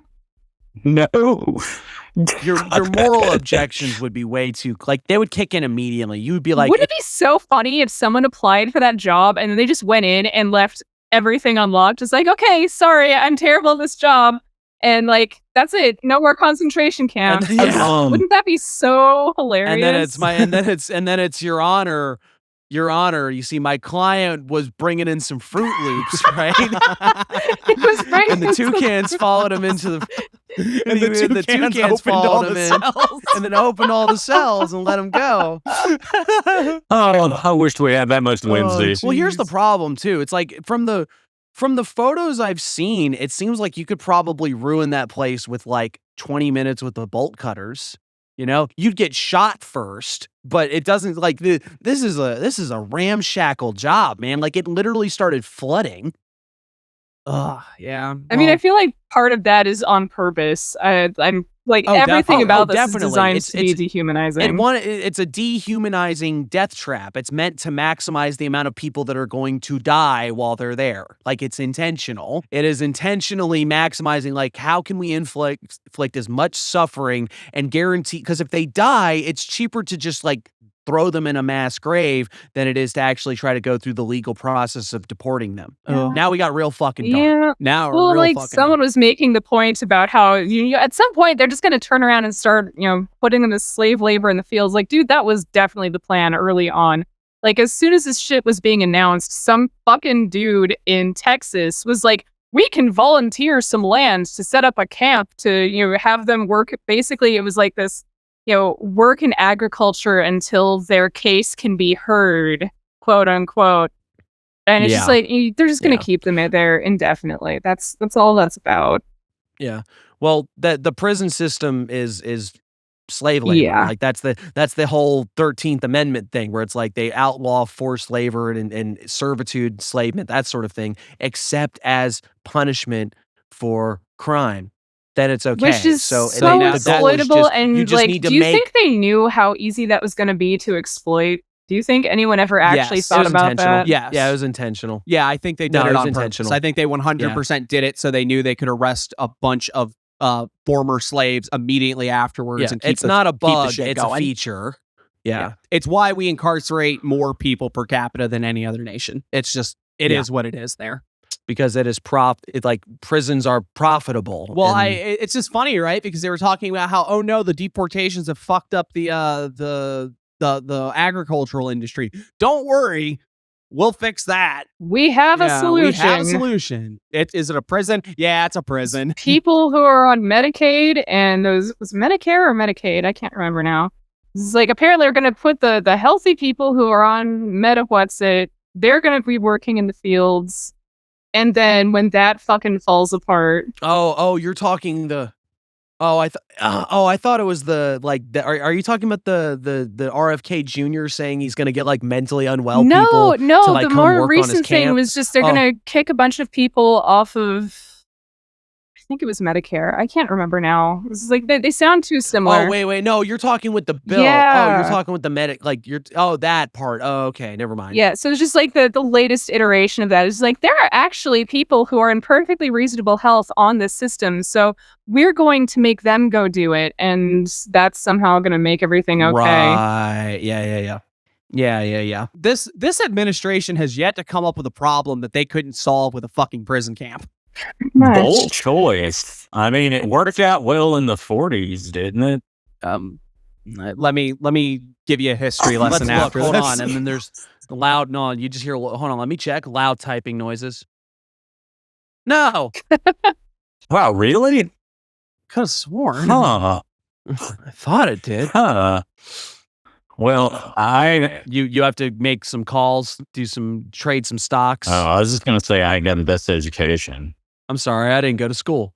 All right. Are everybody ready for the woo headline? It's a bit of a doozy. Sock it to me, baby. And this is a headline from Times Now, so you know it's quality. Satanic rituals, rape, burning kids alive. U.S. top cop's daughter's biggest accusations against father. Wait, what? So a cop was a Satanist doing all sorts of the spooky Satan shit? That's what his daughter is saying. But now, do you guys remember the entire concept of satanic panic and the way that it does seem to coalesce mostly around the ideas of saying that a large group of people are all secretly Satanist and they're doing horrible rituals, usually involving violence and sexual assault of children, right? No, I've never heard of that. They said there wasn't That a no? list. Could you explain? Could you expand Oh. on that more? I don't Okay. get it. Well, this happened. This happened quite dramatically in the late 80s, 90s, right? That would be about the right time. Yeah. Where there would be people. Notably, there's like a case of a couple that ran a daycare that ended up going to prison on the coerced and manipulated accusations Of children. who did not have any, and we're talking little kids that did not have any sense about what they were actually saying. And also their testimony was so obfuscated, misrepresented, and outright censored. Basically, like when the kid said silly shit that was like total nonsense, they would just, nah, I didn't say that. We're going to remove that. But when he said that this person, touched me and they were all wearing robes and chanting, then they left that shit in. Right. My favorite one of those was that one kid said that they flushed me down the toilet and I went to Mexico. That was my favorite one for some reason. I don't know why. I just was really amused by the idea that a child they were said like- that. They were like, Billy, that couldn't have happened. And he said, well, then where did I get this toucan? When everything gets dark, we just bust out the emergency toucan. Leonia Police Chief Scott Tamagani, I guess is how you'd say it. His neighbor, Kevin Slevin. Sorry, what? That's a Ben 10 guy, right? What? Yeah, I think so. Kevin Slevin. His parents Slevin. did not love him. No, not at all. This police chief's daughter is accusing him of all of these actions, these things of witchcraft and Satanism, saying that the Tamagani bloodline is a actual bloodline of these types of worshipers that have been infesting the area for years and years, and that everybody knows about it and nobody's done anything about it because they're all in on it, and this, that, and the other. And it's all of these very textbook things. And this woman showed up on hold on, the thing that I think was notable about it showed up on a podcast called We're All Insane and claimed, like I said, that her father belonged to a bloodline of satanic cultists alongside numerous neighbors in this North Jersey town. She said that they were like ritually abused and taken into the woods, and they would burn animals alive, and they would take the children's blood, and they would do drum circles and chanting and all sorts of things like this. And she's suing a load of people that were involved in the investigation, essentially because nothing came of it. Like, they investigated, and rather than going, oh man, this is really fucked up stuff, we better arrest them real quick, they were like, I guess the only saving grace is that this was a police chief. And, often that means you get away with stuff, but I just find it incredibly hard to believe, because whenever these sorts of accusations pop up, they always turn out to just be hysteria. And something tells me that there isn't a long-lived satanic cult operating in a like just some random part of Jersey. You know what's really interesting is like this is almost like textbook exactly what Teal Swan claims happens to her. That would be a fun deep dive episode, by the way. Oh man. Like, probably don't need that kind of Oh. attention, but like she had this I don't know if it's still on YouTube. I went on a rabbit hole with her a few years ago. It's just like, this person is insane, but like sometimes they say some really cool and interesting stuff, but then other times it's just like she's talking about I'm not even going to say exactly what she said. We'll save that for, A if future we episode. actually decide to go. Yeah. Like, because it's some heavy trigger warning sorts of shit that she's claiming happens to her. And her own family is just like, we have no idea what the fuck she's talking about. We cannot corroborate any of the things that she's describing. But yeah, it's fascinating. But yeah, it's the same kind of thing. There's two minds here that I have when it comes to stuff like this. One is there's a very interesting phenomena, hotly contested debate going on about memories, particularly repressed memories, and a lot of this satanic panic stuff. That is the crux of it. It's like, oh, I didn't remember it until it was retrieved. And generally what that actually means is that somebody who is a quote unquote hypnotherapist puts you in a trance state and told you and nudged you to certain things, and then they go, oh yeah, clearly you were sexually abused, or this or that, or you said this happened, or you said that happened, and it's actually really sick. That's a really sick thing to do to another human being, to convince them that they had something horrible like that happen to them when it didn't. But like I said, that's what a lot of this sort of satanic panic stuff is. So it's like, on one hand, there's the possibility of this person was manipulated by somebody for ill intent. Or because they're just going on a podcast to announce it. Maybe they just want some they've attention. got a lawsuit. Yeah, they this got a could lawsuit. also be entirely made up, wholesale, or a comp, or somewhere on the gradient of like, maybe they're a little out there and they think some weird stuff happened to them, but also they know that they're playing a media game or something like that. It's a really sad thing. I couldn't imagine your own daughter. Like, I'm sure like nobody wants to hear that from their child ever, you know? Like, it's got to be rough, and I'm sure most people in the area don't fucking believe it. It's a real tough fucking sell for anybody. The amount of like, if only maybe 1 in 10 people thought maybe something fucked up was going on, that is still an awful thing to have hanging over your head, you know? No, that's enough to ruin your life. Like, Oh yeah. if you live in a small community. And then also it's coming from like your child, you know, your own child is saying you did these horrible things. That's gotta hurt. That's really gotta hurt. And that, the other thing too is that there is the one sort of sidetrack of this is that a lot of people that suffer from these sort of like spontaneous visions and sort of like, and I won't say it's like mental illness or it's like, you know, but there are people that are mentally ill that kind of have the same thing. But like, there's the phenomena of people that are like alien abductees, or like they have that kind of experience. And that does take on certain characters of like, you know, there was weird sexual stuff going on. Oh, So yeah. I feel like it wouldn't be that hard of a jump to go from like, you know, whatever sort of nervous system event or weird thing that goes on in the human system that produces these kinds of messed up sort of dream, vision, whatever kind of experiences. It probably doesn't take much to go from like, here's the alien pastiche, here's the satanic cult pastiche, here's, you know, like the demons from hell pastiche, here's like the robots from the future doing like diddling me pastiche, you know? So it could speak to this woman. And again, I can't psychoanalyze, I don't know. But this woman might be a byproduct of her having some kind of really awful experience, and this is the way of her assembling it in a way that makes sense, and she's just really off the mark.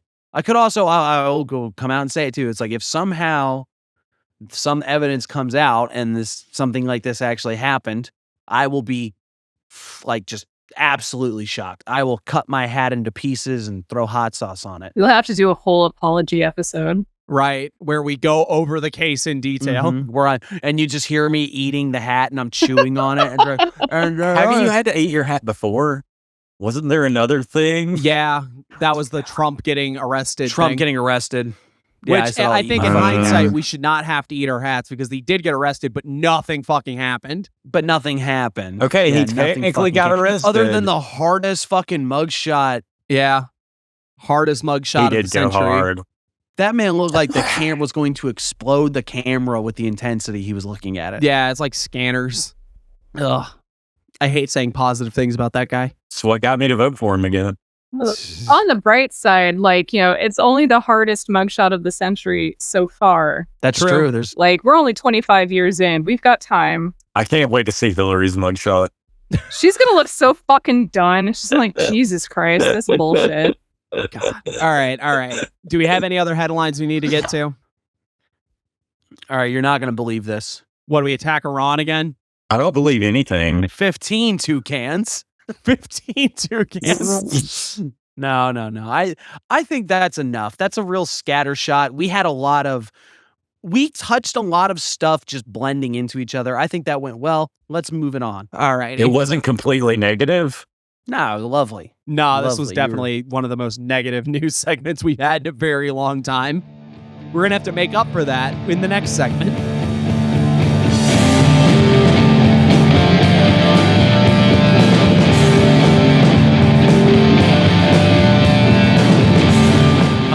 speaking of hard ass mugshots, man, Grady McMurtry's fucking like the Wikipedia page. Oh, the first thing, it's his mugshot, and he Yep. looks hard as a motherfucker. That's crazy. Yep.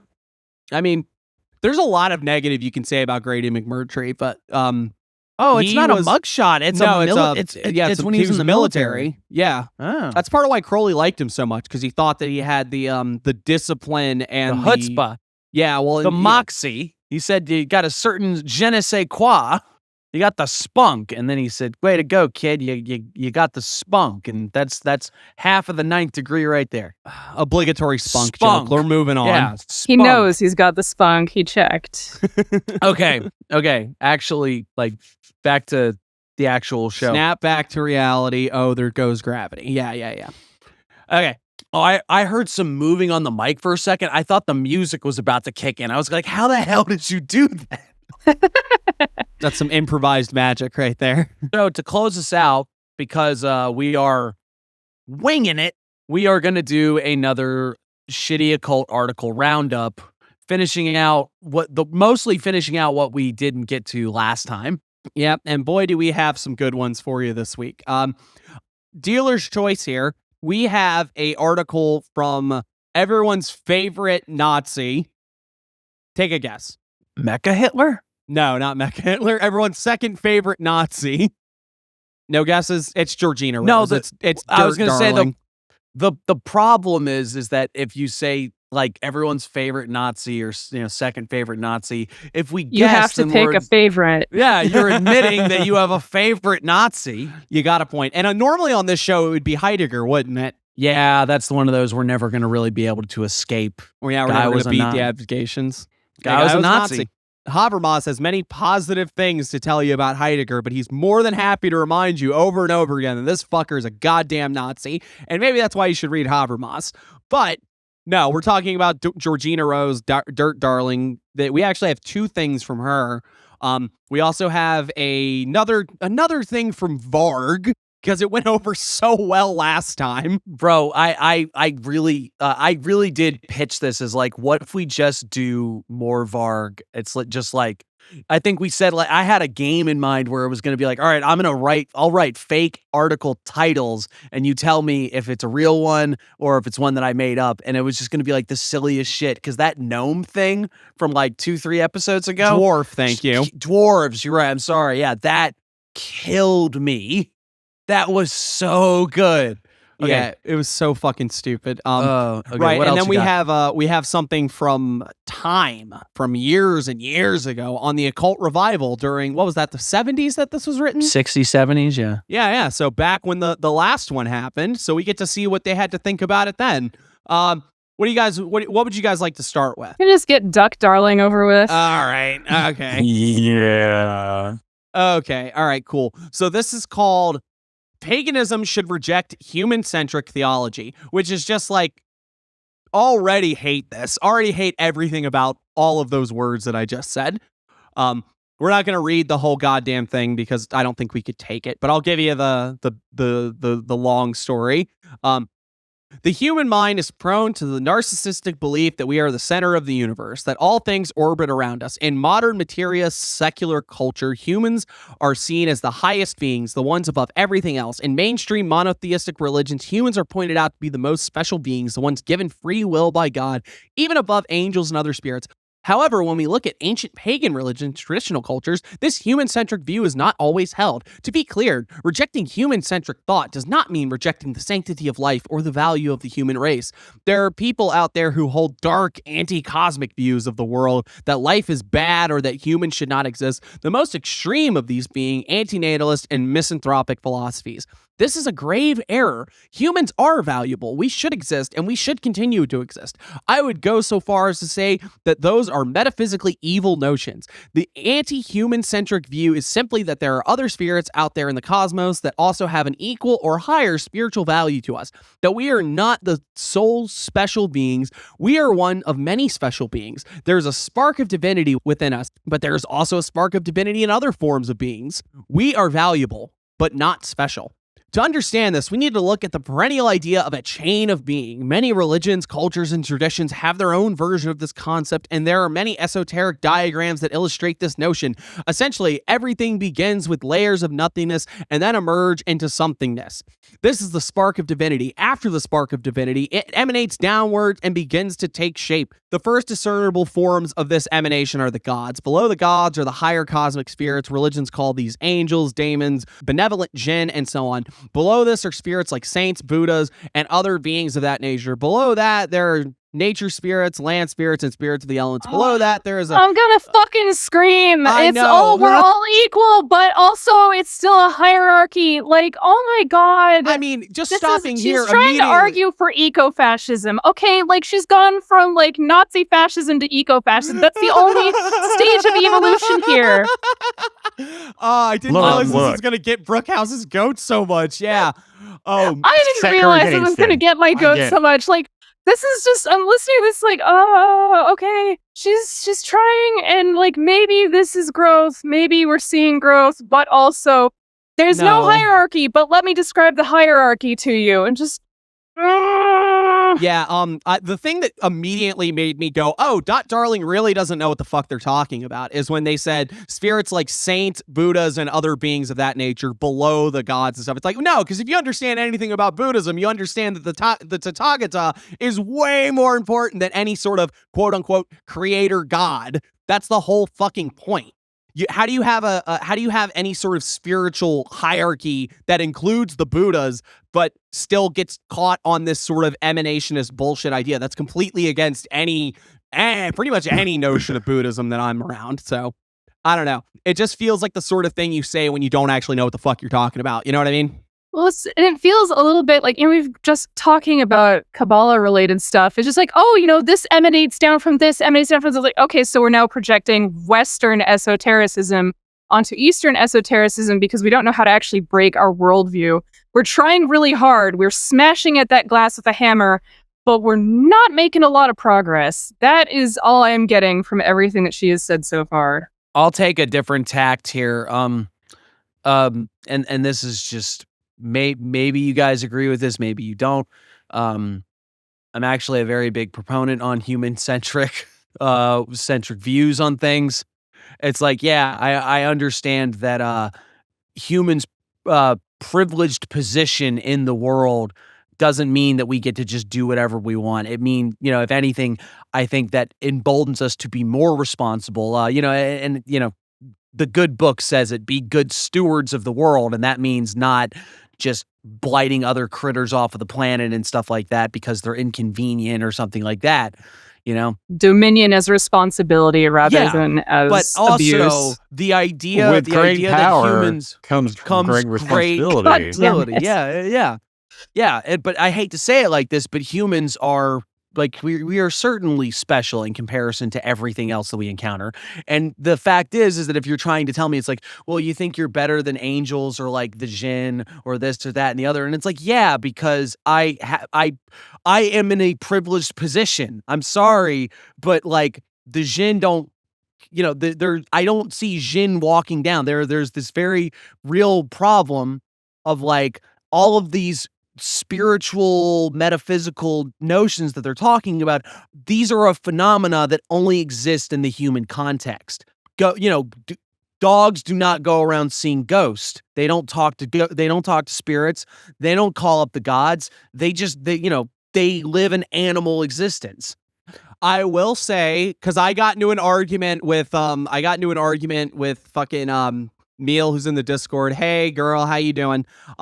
And they did yell at me a little bit, saying that I had a I can't remember what the term they used, but they said, essentially what we're saying here, that I had a human-centric view that didn't want to take into account that, there are many animals that are seen to have religious practices and culture and morals and stuff. They talked about dolphins or whales, one of those sorts of things. And to a point, I will agree that yes, there is a development of these sorts of things, but to say that humanity is not in a special or privileged position on the planet Earth is just laughable, because we've been the dominant species on this planet for God knows how long. Whether you want to say that it's some sort of inherent thing to humanity, or if it is just the contingent fact that, oh, look, the monkey developed in a really great way to make automobiles. It's just sort of what it is. It's like, yeah, there might be other animals that have culture in the sense that we have it, and that might include spiritual and religious practices in some, ultimately, I mean, I'm not going to argue this with you. It is definitely a destitute one compared to us, because we have fucking centuries upon centuries of religious and philosophical treatises and debates on these sorts of things. And I can tell you that they don't have those as whales. I don't see the whale libraries anywhere. Well, okay, but I'm going to attack that right there. As a writer, I am still going to attack that because part of the problem with colonialism is that Westerners, European colonists, spread out and then destroyed linguistic histories. There were people who were passing their language and their stories on, their knowledge on, just by talking about it. And that kind of knowledge was devalued as lesser. It's look at these people. They were not sophisticated enough to come up with a written language. They didn't need to. They just passed these stories on to the point where the ones that still survive, because remember, we went and just made it impossible for them to keep carrying those things on. The ones that still survive, in some cases, do corroborate things that we've been able to prove with various acts of scientific evidence, like some fucking shit fell out of the sky some 11,000 years ago, and that story actually did get passed on and survived in certain native cultures. We don't have a lot of evidence of this left anymore because, again, we made it impossible for them to keep talking about it. And this is one of those things that just fucking burns me, thinking about just the when I get mad about colonialism, this is one of the things I get real fucking mad about, is just we destroyed libraries that were not our conventional idea of libraries because it was easier to conquer and take over than it was to blend. We lost a lot that way. I'll give you that. I'm just... I'll give you that. Okay. I'm not. Now that's the. I'm not disagreeing with that part.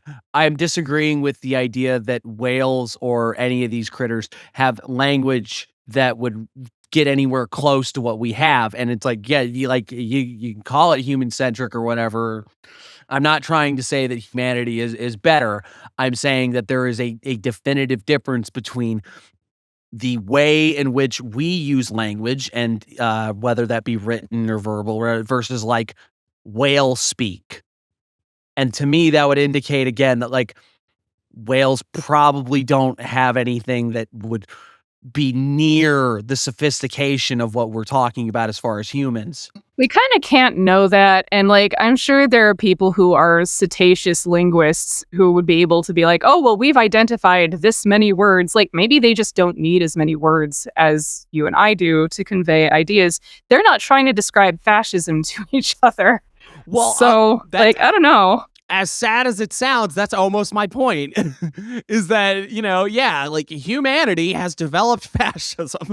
Maybe we actually are the worst part. My bad. I have to rethink this whole thing. But It's we didn't develop all of this because we were being good. We developed all this because we needed to figure out more and more specific ways of describing each other's cruelty to each other. Well, that's not I'm not saying that humans are more moral. I'm saying that we're definitely more complicated. But that's the other. But then I'll even double back down on what I'm talking about. It's all as far as the spiritual aspect of this. All and hell, even all of the cases of interactions with animals in a non-ordinary way. That's, I guess, the term that I have to use now. Something that doesn't go with the normative understanding of how you interact with an animal. Say you have a telepathic message with it or something. But angels, gods, all of these things are phenomena that we understand in a human-specific context. And the idea that you're going to get out of that human-centric thing, it seems like it's a little too late, for one, but also the way that you are able to categorize and understand this phenomena in the way of like, this is the experience of the angels, or this is the experience of the divine, and there's all these host of spiritual entities around. Those are things that only make sense in that human context. If a deer experienced the same thing, no, they wouldn't, because they're not capable of it. They don't have the means to do it. They might have their own thing, but they do not have This one. They don't have the facilities for it. All right. Okay, let's get through the rest of this real quick. This can be explained in much more depth and metaphysical complexity, but for the sake of this article, a basic explanation fits. While it may bother the egoic mind, it is the truth. Just say it's the truth. There you Yeah, go. just the minute I say something's true, it's true. So it can be liberating to reflect on the chain of being, to find the diagram that your tradition uses, print it out, tape it up on your wall, then meditate while gazing at it, allowing yourself to path work through the entire chain. This gives us perspective.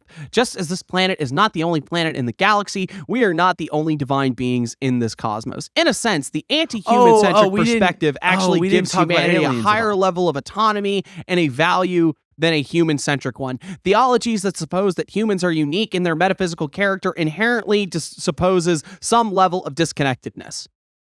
How do they inherently... Does she mention the Anunnaki? Do we get there? Here's my question. How is that inherent? Again, like I don't find that to be a claim that holds up to scrutiny. Yeah, I mean, I don't know. It seems very... Because you said it. Yeah, it seems strange your to me to egoic think mind might resist this, but that's still the truth. But I will say that we did not touch on aliens, which I thought about when I first heard it. Where it's like there's other spiritual, but it's like, yeah, there's probably comparable. But I guess the other problem is still if a lion could speak, we still wouldn't understand him. So if there was an alien, if there's aliens that were in it, the rest of that is because I don't know what a lion's world is like. But if there's aliens that were sufficiently intelligent that we could say that they were like beyond human intelligence or comparable to human intelligence, we would be so fucked in our attempts to communicate with them, because it would not just be a cultural gap that we would have to cross. It would not just be a language barrier. It would be an entire way of being, because their embodied practices would be so radically different. Unless it's like, maybe we find aliens and it's Star Trek, where it's like, oh, wait, yeah, we all just, everybody tends to end up with like grabby hands and like a bilateral symmetry and a forward-facing top-down orientation, and like, we all invented fried dough and beer. Like we all love green women and we want to fight lizard men. Yeah, I get it. Yeah, but if they show up and in the sort of like weird arbitrary game that evolution plays, and they'd be radically different from us, and we wouldn't be able to understand each other without a lot of fucking work, because their entire conception of the world would be developed from their practices. And then to try to think about what a radically, like an embodied being, an embodied alien that is radically different from the human being, to try to think of what the world like is mind-boggling enough. Then to try to get into the subtleties of like, what does alien metaphysics look like? We'd be here all night. Yeah, and I think ultimately what this article is trying to get at is, well, I mean, one, what Brookhouse said. It's like, oh, let me make a subtle argument for like eco-fascism, but also it's trying to play the game of being like, no, like let me explain what's wrong with everyone else's spiritual views without actually engaging them in a real way. Because, like, listen to this, right? Like, we are united with God. We are simply so deluded by the illusions of a modern secular world that we do not see it. Awakening is often used to describe the process of understanding metaphysics, because when you grow spiritually, it is less about changing the makeup of your body of light and more about realizing what your body of light is. There's no need to become a god, because we are already linked to God. That tether is already there, and we are just unable to see it because our culture does not put as much value on the esoteric as it should. You are not special, but because of that, you are even more special than specialness could possibly be. Like you see that, right? That like what this is like let me explain to you what's wrong with everyone else's religious ideas, and I will tell you why mine are actually the right ones. And grinding a little Hinduism into it as we go. Yeah, I mean, well, and that's sort of my point, is that like what it does really is try to make me understand what about this is pagan.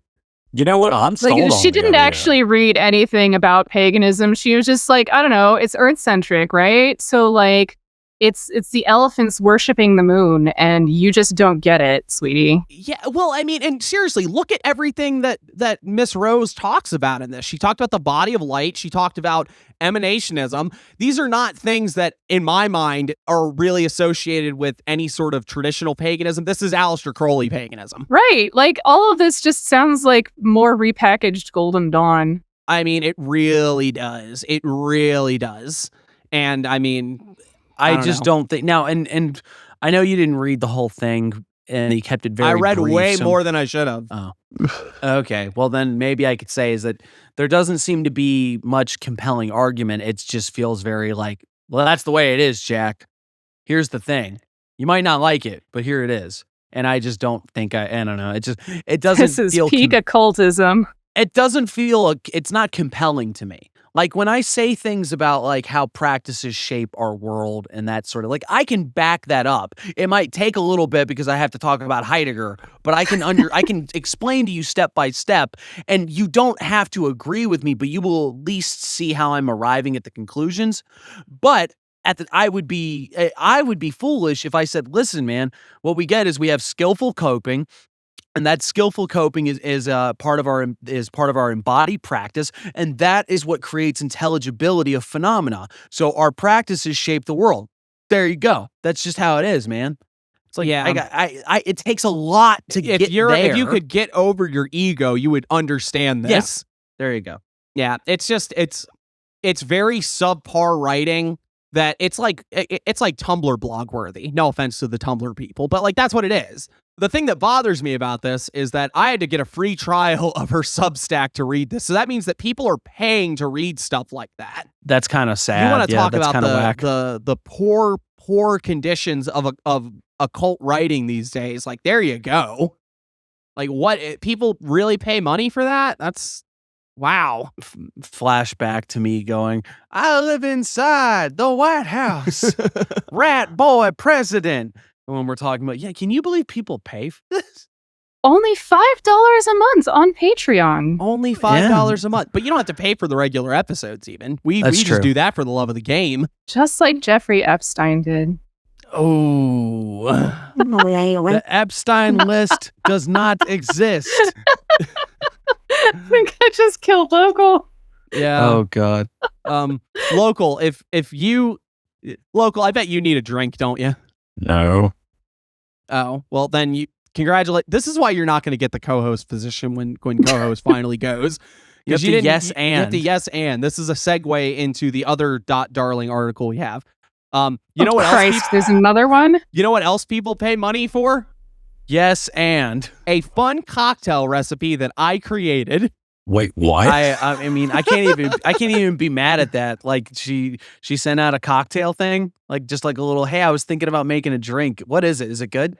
Have you made it? So, oh God, she says, do we need to outside of taste my test it? esoteric interest, I have several hobbies. One of these is amateur mixology. I've never worked at a bar, but I like mixing things and creating little alcoholic delights. Oh, Jesus Christ. She can't just make potions like a normal occultist. Oh boy. So this is she created a cocktail recipe. The name of it is Beneficia, after the Latin word for sorceress. Bruh, you can't name it that. Clever. It needs to be something I can say when I'm drunk. Yeah, I right. can't say it's sober. Just say like, I don't know. It's like Vanessa. Make me the Vanessa. Make me a Vanessa. Oh God, Coco is listening to this right now and yelling at me because I can't pronounce Latin It properly. was a Maleficent. Like, it was the bitch from Sleeping Beauty. Maleficent. Give me one of them. Would you like to hear the recipe real quick then? Is it good? Please tell me. Good. I prepare this in a tall wine glass, but it is quite nice to have a large enough flute for it. 1. Conniption Kingship Gin, or any other butterfly pea infused gin. I hate gin. I'm already upset. That's a personal choice. That's not fair. All right. So right out of the gate, it is either a red wine glass or a champagne flute and gin. Yes, 1 ounce of gin, and then 0.5 ounce simple syrup, 0.5 ounce Saint Germain elderflower liqueur.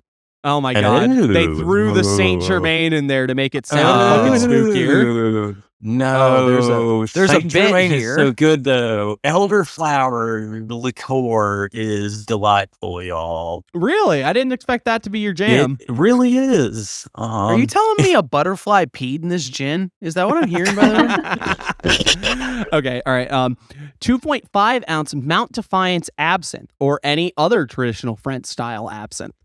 Cause spooky. Cause absinthe is spooky. 2.5 ounces of absinthe on an ounce of gin. And then like another ounce of other shit. Yeah. Yeah.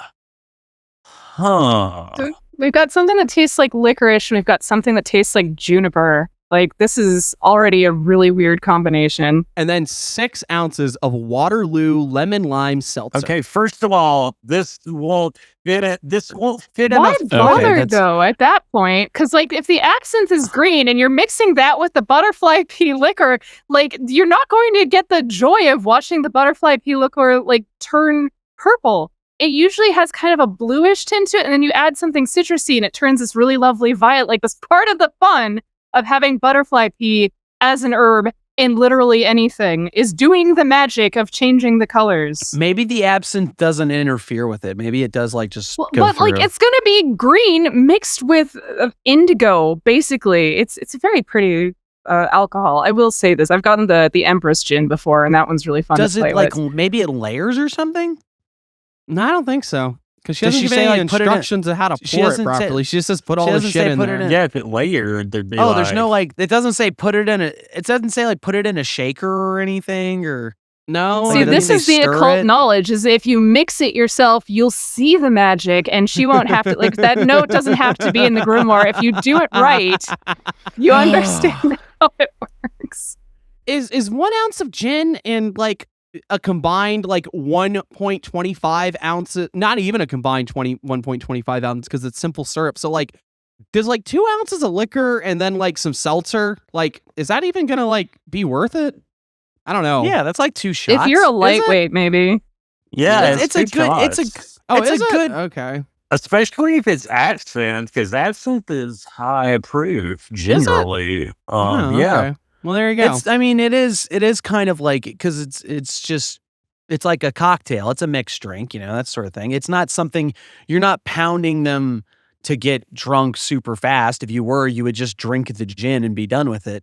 I mean, Like, I you guess could you're right. probably sip on that. Yeah, But the other you're- thing, though, you're drinking out of a martini glass so that ladies think you're fancy. I'm not making this cocktail, so such whatever. a weird. I'll It's, do it's it. a weird one because it's. I don't know. It's not darling. It's just weird. Well, hey, don't worry, because, you know, I made a lot of criticism about what people pay for, but this is a bonus article that is free for everyone and will not count as one of my 2 Substack articles of the month. It's just a little summer treat. I don't want to be like, oh, this is fine, because it's like, yeah, whatever. Somebody put a little drink up there. It's not that big a deal. It's just funny that it's her, I guess. Like, because now I'm thinking like, what would the CMN cocktail be? Like you open a can of tuna and you drain the water into a glass. I don't think we're a bunch that really does cocktails. I think we're generally just like, whatever your drink is, drink it straight like a fucking adult. Yeah, drink it. What the CMN cocktail is ice cubes and alcohol. And then you put on your favorite episode. You drain the tuna into a glass. And then You've already lost it. Honestly, this is so gross already. You do a shot of the Malort, and you chase it with the tuna juice. Oh my god. And you say, I'm off to work. Oh. Bye, honey. Speed run I'm off to puking work. for the day. And then nothing worse can happen to you. The day can only go up from here. And then when you have lunch and you open the can of tuna that you actually got started hours ago, you remember. And you go, man, I'm really glad to be here instead of. Well, and now you know your diet's working too, because you're going to smell that tuna and remember the puke and be like, you know what? Maybe I'm not that hungry after all. Local, save us, please. What is the CMN cocktail? Oh, shit. Do I have to come up with one on the spot? All right. Improv. 1 ounce of Everclear. Okay. Already on Oh, board. perfect name. Perfect. You can stop there, honestly. Half an ounce of Saint Germain liqueur. Mm-hmm. 4 ounces of triple sec. You put it in a blender with ice, and you blend it up What kind of glass you serve it in? straight out of the blender. Straight You out of just the turn it blender. up and Don't even chug take it. the blades out. Damn it, Local. I want to try this now. This is actually great. Yeah. It's called the CMN logo. You garnish it with a watermark. Okay. All right. Enough, darling. Do we want to go Please. the occult revival, or do we want to see what the hell Varg is trying to tell us this week? Let's do the occult revival one, and then we'll laugh at Varg, and it'll be good. Okay. All right. The occult revival, a substitute faith. This was from June 19th, 1972. Oh. It is Saturday night. A young army officer and his wife welcome a small group of people to their comfortable split-level home, which stands amid the tidy landscaping of a housing development in Louisville. The guests, most of them dressed neatly in sports clothes, include a computer programmer, a store clerk, a dog trainer, and a psychology major from the nearby University of Louisville. They all troop downstairs to a vinyl-covered recreation room. Is this a bridge party? A committee meeting for a charity drive? Hardly. The hour is midnight. On the front door of the house is an orange emblem showing black pitchforks. Downstairs, the party is gathered solemnly before a black draped altar. Facing them on the wall is a chartreuse goat image superimposed on a purple pentagram. Tonight there is one among us elected to the priesthood of Mendez, intones one of the men. Satan, thou hast seen fit to charge warlock Shy with thy priesthood on earth, the deification of the human race. Reciting an ordination rite, first in Latin and then in English, the speaker taps a second man on the shoulder with a sword. Someone pours flash powder on the sterno altar flame, and whoosh, fire leaps towards the ceiling. This recent scene, and many similarly bizarre ones, is being reenacted all across the U.S. nowadays. In Oakland, California, when the moon is full, a group of college-educated people gather in a house in a middle-class neighborhood, remove their clothes, and whirl through the double spiral of a witch's dance. In southern New Jersey, a 30-year-old police chief is dragging his daughter into a woods. Oh, fuck. Oh shit! No. In southern New Jersey, a 30-year-old receptionist winds thread around a voodoo doll and sticks steel pins into it in a determined effort to harass a rival at the office into resigning. In Chicago, from 70 to 100 otherwise ordinary people, mostly professionals such as office managers, nurses, social workers, and chemists, meet weekly in the temple of the pagan way to take instruction in ancient witchcraft and ceremonial magic from a high priest and priestess. Crystal balls, a wave of fascination with the cult is noticeable through this country.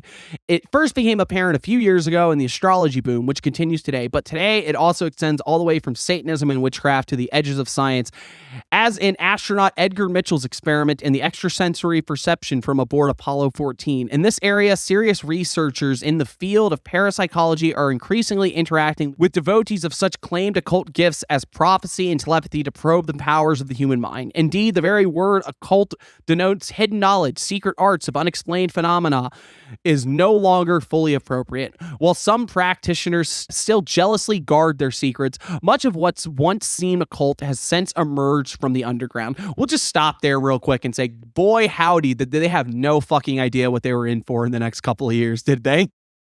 Oh, man. Yeah, it gets weirder. It gets so much weirder. But it's interesting because it is like, it's not being super judgmental other than just like sort of saying like, yeah, this is what you saw. And it's like, this is the fascination. This is what people, they say, claim to have these gifts and things like that. There's nothing really fucked up. It's like, this is it feels very, at least for the time, like very progressive, modern sort of idea. Well, there's actually a weird sort of class thing in here too, if you notice it, because they're kind of talking about like, look how all these like upper middle class professionals are doing spooky ass shit. Yeah. Yeah, that list is just like, this is exactly what occultism is nowadays too, honestly. Oh yeah, 100%. Like, It's still the same thing. nothing has changed in, 50 years? Yeah, about that. I think Christ. it's telling that like I said, it does get a lot weirder, It's like the chaos magic is in it's like it's gestating right now. It hasn't even really shown up yet, but it's just in the background sort of coming to fruition. And then once that happens, and then the internet happens, and it's like, golly, you couldn't even. It's like what do you do at that point? Like it gets so much odder. The Times article could not have predicted like the My Little Pony servitor. It couldn't have predicted the Chaos Magic News podcast either. I don't think My Little Pony existed quite yet. I don't know. When was My Little Pony first a thing? I always associate that with the 80s. Yeah, I think you're right. I think it comes right. around the same time that like Transformers and shit does. All right, back to this. New alchemy. In a commercial sense, occultists seem to have discovered what alchemists sought for centuries, the ability to turn base materials into gold. The field even has its own monthly magazine, the Occult Trade Journal. Among the marketing reports that appeared in one recent issue is an article about Pan Am's new $629 psychic tour of Great Britain, including a visit to a psychic healing center, a seance, and a day at Stonehenge with the chief of Britain's most ancient order of druids. Each tourist receives his own his own astronumerology chart, and flight dates are astrologically plotted to be favorable. Holy hell, that's hilarious. I love that. Why don't we have that today? Life goals. I mean, there are definitely apps that will tell you, like, this is a bad day to have surgery based on what sign the moon is in. Yeah. So, like, we've definitely made it better these days. Like, it's so much easier to plan. I like the idea of them trying to use it as a selling point, though. Like, could you imagine if you went to, like, you got on, like, Expedia or some bullshit, and they were like, are you sure you want that date? This one, it might be $25 more on this day, but it's got, well, look, Jupiter's in Pisces or Flight whatever. sales based on whether or not it's an auspicious day to fly. If it's an Exactly. inauspicious flying day, they're just like, hey, we'll knock $500 off the price of your flight. Oh, I'd be flying probably on not every gonna make fucking it. bad day. I'm willing Me to and my take that shit. Me just covered in an array of astrological charms to offset the malefic presence, but still getting on the flight. Oh, God. Moon's void, of course. Are you sure you want to do this? Shut up and give me my $400 off. All right. England is experiencing such a resurgence of witchcraft and other occult dabblings that an ecumenical commission of Anglicans and Roman Catholics recently recommended that each diocese appoint an official exorcist to drive out demons. In France, a popular seer named Madame Soleil gives weekly advice on radio, and rumors say that black masses are being performed in Paris and Lyons. Oh my God, it's come full circle. We just We're talking did about it. the black masses Oh, that totally man. happened. Please believe us. Please believe us. Oh, that's fun. We're the Roman Catholic Church. It's totally happening, guys. German journalist Horst Knott estimates that at least 3 million West Germans subscribe to some form of the occult, and perhaps 7 million more sympathize with the secret sciences? There's no way that's right. What was his name? Horst Knott? Horst Knott. HORSTKNAUT. We're sorry, Liz. That sounds like a monster fucker category. Can I just say that secret science is the most badass name for anything ever? Yeah, why the fuck we should have called this podcast that? We'd have 1 million listeners. In Italy, it's not so much the quantity as the quality of occultism that has changed. Long a part of Italy's superstitious southern peasant culture, occultism has moved north to the industrialists, the doctors, and the lawyers of the affluent upper class. Oh, so you hit it right on the head. I mean, that tracks with what Raven Grimassi was saying. Yeah, I mean, you know what? The thing that is striking me is really what Brookhouse said is how much this hasn't actually changed a whole lot. It hasn't. We're kind of doing the exact same thing.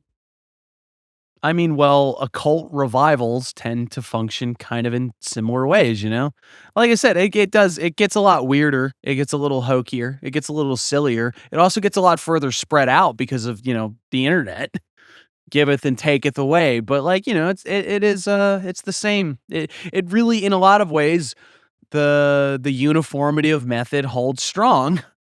Yeah. There's a whole section here about the development of the devil, because we're at that point where like occultism is kind of inseparable from like Satanism, I suppose. That's why they opened up with the that wasn't even Luciferian. That was pretty straight up satanic, wasn't Yeah, it? I like the idea. I like the chartreuse goat thing too. That's like an interesting it's color just for a goat. So you know it's love, peace, and blacklight posters. You know that thing was made of like velvet too. That's the thing. Like you touched it. It was like chartreuse and purple. Is that what it said? Yep.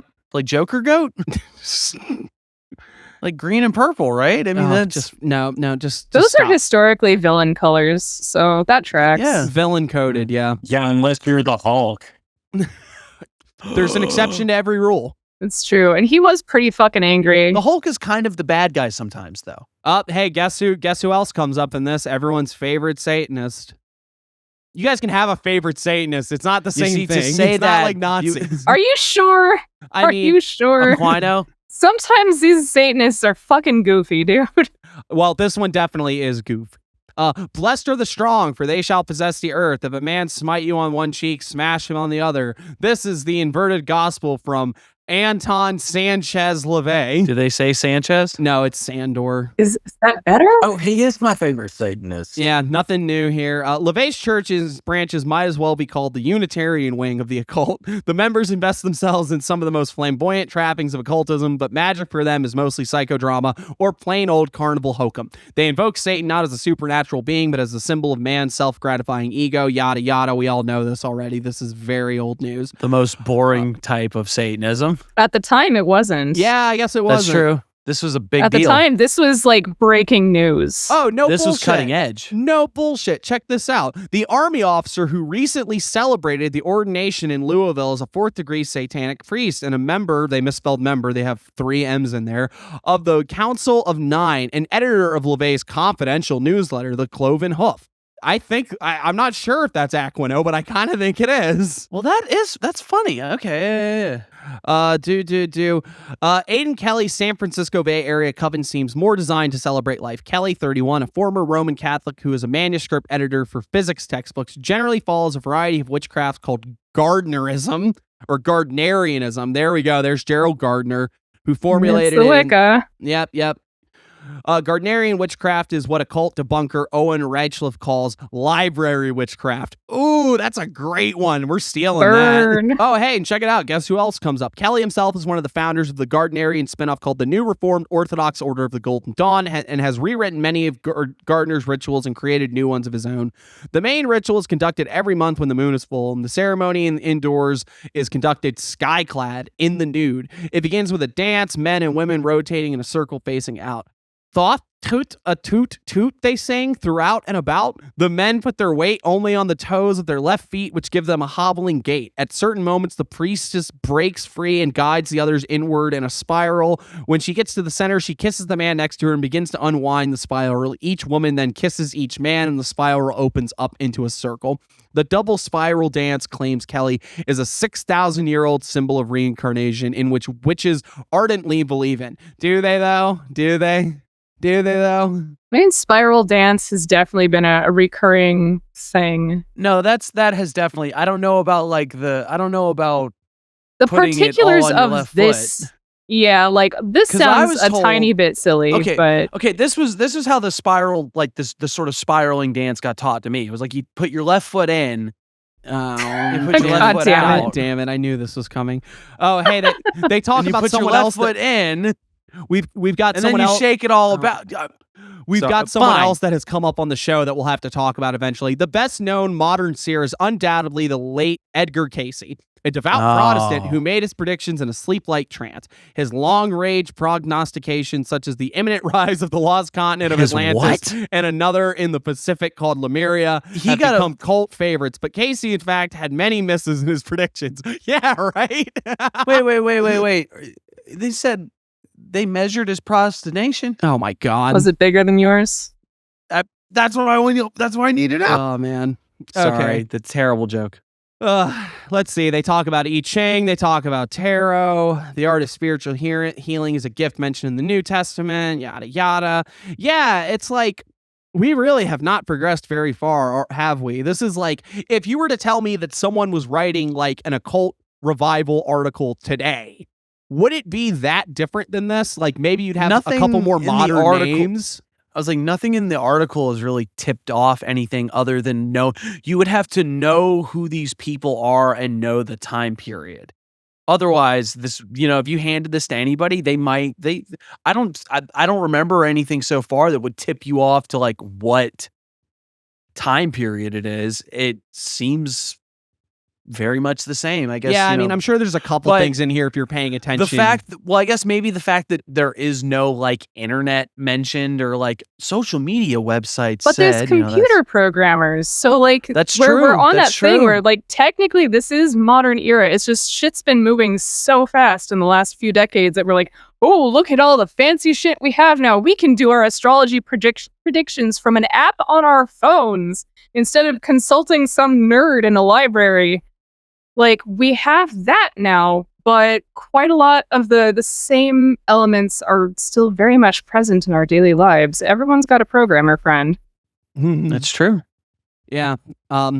Here's the meat of the article, I think, is finally, I mean, it's right at the very end, so maybe it's not so much, but this is kind of the stuff that I feel like they're really trying to play with you here.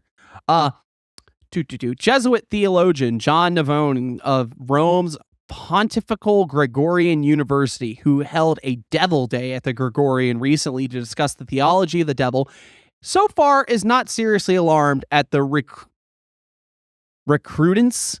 Is that a word? Brookhouse, you're a writer. Is recrudence a word? I'm wondering if it's a typo, if you're just pronouncing it funny. Recrudence. It doesn't matter. I can't talk. In modern devil cults, he argues the devil is more often a type of magician playmate, the product of a playboy culture, rather than the maligned personal being found in scripture. These cults tend to use the devil for a type of arcane amusement, whereas the unamusing devil that appears in the scripture manages to use men for his dark purposes.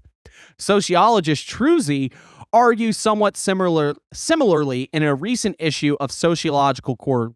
If we fully believed in demons, Truzzi writes, we certainly would not want to call them up. For most occultists, he says, the occult arts and practices are just a form of pop religion, more healthy than dangerous. It shows a playful contempt for what once was viewed seriously by many and still by some. Massed interest in the occult indicates a kind of victory over the supernatural, a demystification of what we were once fearful and threatening cultural elements. What were once dark secrets known only through initiation into arcane orders are now exposed to the everyman. There is danger, of course, in taking the devil too lightly, and in doing so, many man might take evil too lightly as well. Recent history has shown terrifyingly enough that the demonic lies barely beneath the surface, ready to catch men unawares with news and more horrible manifestation. But the devil taken too seriously can become the ultimate scapegoat, the excuse for the world's evil and the justification for men's failures to improve themselves. Boy, is that kind of on the nose. That's That's true. I mean, we still got fucking satanic panic going on, so what are we gonna, how you gonna argue with it? It's a puff piece from an era when puff pieces were still actually kind of substantial, and I appreciate that. Well, Yeah. here's the thing that I do want to point out. Right there, we got like oddly Christian normative right at the end, and talking about. Now, it was interesting, the idea of talking about the rise of occultism as kind of as the the victory over the supernatural, that sort of thing. Right. I don't agree with it, but I definitely see the three lines of logic there. But the idea of the notions of evil that are thrown there towards the end, or it felt like, okay, never mind. This is now we're getting into the territory of an article written in the 70s. Like, this is more of what I expected. It was like the 70s, and therefore they were not that far off of Hitler's death camps. I think that book came out in 1979. And so, like, we were still getting an understanding of just how bad it was, because I think quite a bit of it wasn't actually publicized for a while. I wasn't even thinking in that direction, but that's another good point. Yeah, like I said, this is not a bad article at all, and it is really telling that it's sort of like, yeah, you could more or less say a lot of the examples of people that they bring up in these articles, you can find that person around still today. And even given the time period, some of these like physically, like you could probably find that exact person. Probably not most of them. back in my day, we did occultism in our basement. I still we were got thankful. I still got them Joker goat head. They said they were in Louisville, so you know. I wanted to use this in the last shitty occult article roundup to like demonstrate exactly what Brookhouse was talking about. Like just what passed for schlock years ago compared to what passes now for quality. You know what I mean? Because like this was an article that is it's just a Times piece trying to like, you know, get your goat about occultism and show you like, oh, look what's going on here. People being naked and doing stuff. And guess what? It's that computer programmer in your office. That sort of thing, you know? But look at the kind of shit that passes for legitimate occult writing nowadays. And you'll be shocked. You'll be like, wow, this person put more effort into understanding the occult revival than half the fuckers that are publishing books now. Now, to be fair, I think there is a difference between something that is written for an occult practitioner or an audience of people that are trying to become occult practitioners and like talking about occultism from an outside perspective to other people that are outside of it. So it's not exactly an apples to apples sort of thing, but I get the gist and sort of, I agree with the spirit of what you're getting at. Ugh. All right. Well, that one wasn't nearly as fun. Do we want to very quickly see what crazy thing Varg has said? Please. All right. You guys ready for it? Because you're not going to like it. Just pull the fucking trigger, man. This is called Do You Know Your Password? Oh, shit, do I? It's 5 a.m. Do you know where your password is? Okay. Exoteric paganism has always existed because it has a real purpose. The idea that Santa Claus is real is important, and I will explain why. We're off to a great start already. I'm loving it. I'm so down. Please tell me more. In the Tell me distant about Santa. In the distant past, we were different. We were undomesticated, physically stronger, and more intelligent. We were because life was more difficult for us back then. For hundreds and thousands of years, Mother Nature, without any mercy, weeded out everyone not strong enough and everyone not smart enough. This is paleo-fascism. I mean, that's Varg's bag, I believe. And yes, we know this today because we can tell from the remains of our distant forebears they had a more powerful skeleton and a bigger brain too. We can tell from our own bodies today that our jaws were more powerful before. That is what wisdom teeth tell us. What? Is it though? I don't think so. I'm pretty sure wisdom teeth No, tell us actually- that your teeth rotted out pretty consistently and you needed backups. Okay, something to consider here. Wisdom teeth, part of the reason why wisdom teeth get impacted the way they do is that humans over time have developed smaller jaws, and it has to do with our brain size. So it's almost the opposite of what he's saying. Wisdom teeth are People not just proof be that saying you had shit. stronger, like you had a stronger jaw. It's actually you got a bigger brain, and your jaw had to accommodate for the bigger brain with your weird head shape. That's why you had to wear the helmet when you were a baby. Oh, Jesus. Okay. To reshape your cranium. These smarter versions of ourselves had discovered that everything in Mother Nature moves in circles. On the sky, you can see the sun rise in the morning, rise high in the sky during the day, and set in the evening, and during the night, she is gone. Dead. Likewise, the planet we live on has seasons that come and go in steady rhythms. Likewise, the moon has phases of going from waxing full and waning to a lunar eclipse. And likewise, we are born, we live, we die, and remain dead for some time before we are reborn. Ellipses. Dude is bringing 2D information to a 3D game. What the fuck is going on here? Everything walks in circles, man. They recognize these patterns and base their worldview and traditions on this. However, the being dead phase is rather mysterious. The sun is on the other side of the planet we live on, and the moon is hidden by the shadow of the earth. And where are we in death? And when we return, why have we no memories of where we were and what we were before in previous lives? We obviously return to life, and we are the same as we were before, but have no clear recollection of our previous lives. We forget. Hey, real quick, who the fuck is Varg? He's that dude that was in that metal band that stabbed his guitarist to death and then went to prison for a long time. And then got Oh man, out. I completely missed all of that. What? Oh, When did that we happen? we're gonna have to give you the Varg crash course. Yeah, like I'm trying to figure out why this guy is relevant because all of this just sounds like some fucking dork rambling on the internet like it means something. Oh no, don't worry. You're And- right about that. No, yeah, you're basically on the money, but Yeah, He is this is someone just who- a dork that killed somebody and went to prison. Yeah, he's he was in the band Mayhem for a little bit, which was a Norwegian black metal band, and yeah, he fucking killed them and Damn. went to prison for a while. And now he's getting mocked on a Chaos Magic podcast, which is just like, how far can one sink, honestly? yeah, I think the fact is it's like him going to him being in a band and then the murders, the controversy. He sort of developed an oddball following around him. He's one of those types, and he's not in prison anymore. So, and apparently this is what he did. Last time there was an article about dwarves that was just a laugh fucking riot. All of it, everything he writes is this, basically. This is always what he goes back to. He goes about like you got to remember the password and the secret knock for when you reincarnate. Otherwise, when you come back, you're going to be stupid. I mean, that's See, pretty much I what's just happening. listened to Liber Null, and apparently what you're actually supposed to do is kick the soul out of a baby and take that body, and then you'll come back with your magician skills still intact. No. What you're supposed to do is put your left foot in. No, Your dude, left- that was a spiral dance. That's Oh, okay, you're getting your metaphysics mixed up.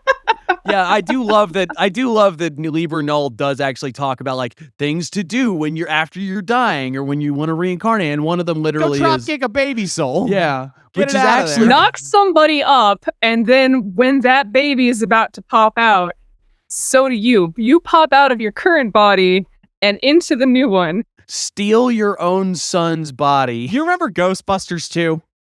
It's like that. Okay, all right, here, just to get to the conceit of the article, because boy, is it going to make co-host happy. To make sure that no imposters would enter your burial mound and steal your sacred items and claim to be you, they developed a system they would define as being a tradition or a religion, if you like. One person in each tribe would be given the task to ensure this. He would learn many secrets that nobody would know, and he would keep these secrets, and when he grew too old, he would pass them on to his replacement. Sometimes secrets would be remembered like this thousands of years later. Now I say he here, but this sorcerer could be a woman just as well as a man, and the sorcerer is seen as a midwife of the mind. One could help give birth to mind. So he dressed like a midwife in white robes. Before you died, you would give what you called a password to the sorcerer, which he would memorize and he would pass on to his replacement, who in turn would pass it on to his replacement for generations. So if you return to life in 100 years or 1,000 years or even 10,000 years, the sorcerer would still be able to determine if you would actually return. If you would know the password, you'd be given to him. The password itself would be remembered by you because the sorcerer presented the items to you that you needed to remember. If you did not remember the password, then these items were presented to you, then you obviously were not the right one. So it's like the Dalai Lama sort of thing. Like they find the reincarnation, like, hey, you remember this stick? And you're like, hey, that's my stick. There actually is a group of people in the Middle East, and I cannot remember the name now, but they do have a thing of like they've got certain objects and like they believe that they reincarnate within the tribe. And so a small child is presented with these objects, and whichever one they pick, they're like, okay, it's that person. And so that becomes the baby's name and identity after that point. Oh, So like you're he's just like, "You're not Bill now." talking out his ass completely. There is a tradition for this. Oh, yeah, but, this is the thing. But here's the thing.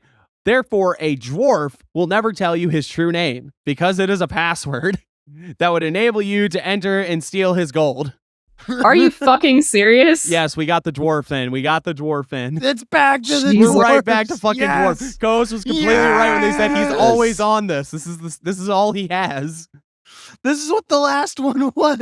It was talking about you gotta remember your dwarf self so that when you come back to life as a baby, you can be like, hey, that's where I put my battle axe. Give it back. And then you're a dwarf because you're tiny, but you're also like a grown man with a battle axe and gold. Oh God, listen to this, people. We're not even going to bother reading the rest of this because we can't top this brilliance right here. The nature of this reincarnation can be discussed up and down, and I will suggest that it is not what many think it is. It was not about directly waking up memories that you would have of what you had done before.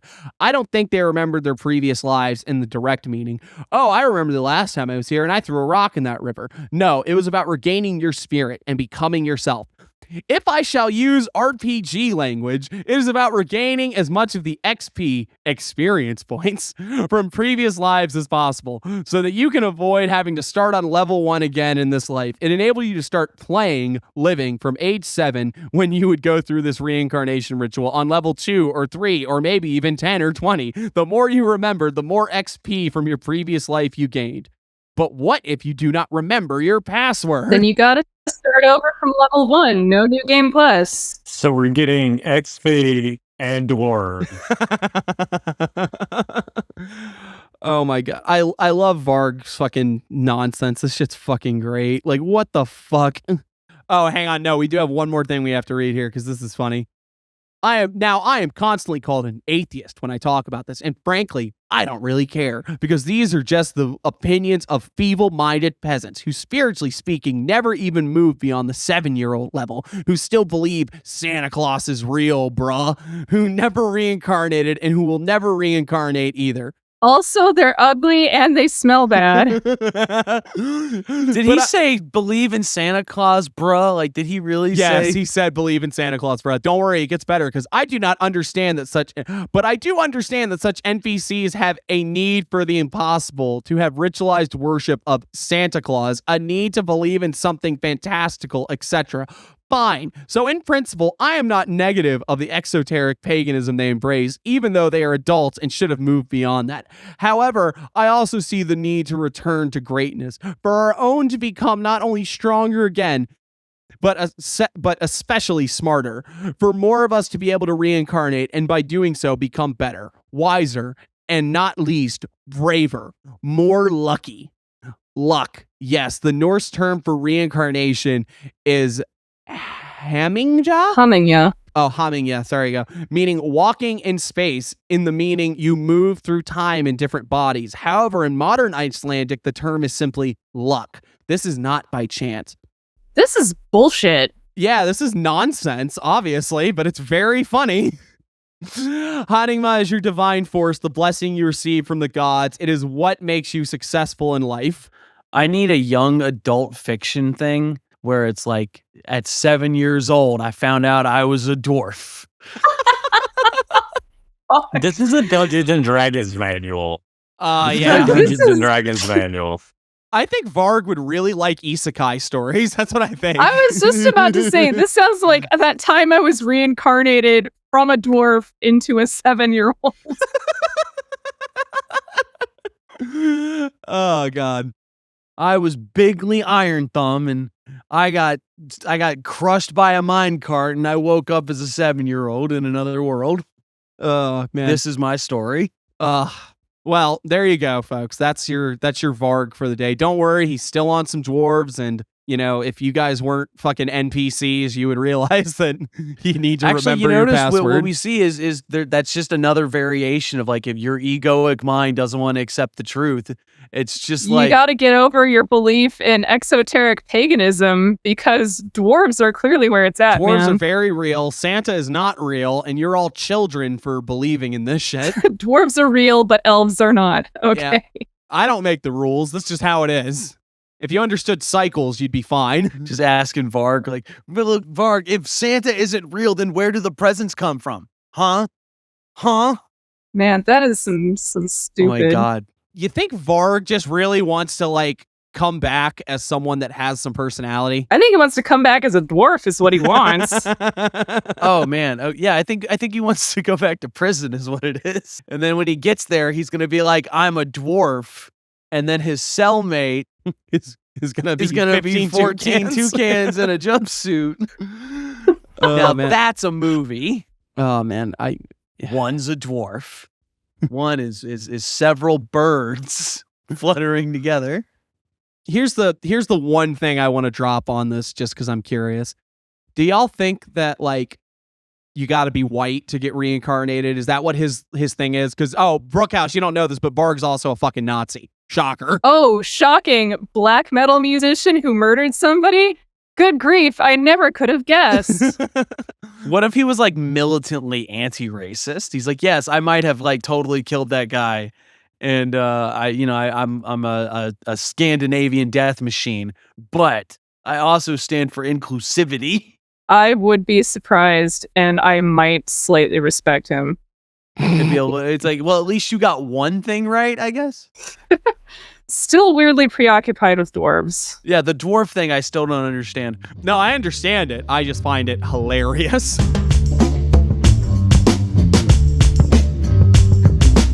Bracket.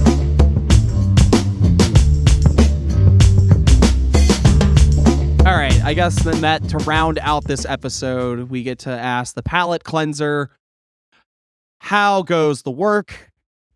Don't everyone shout out at once.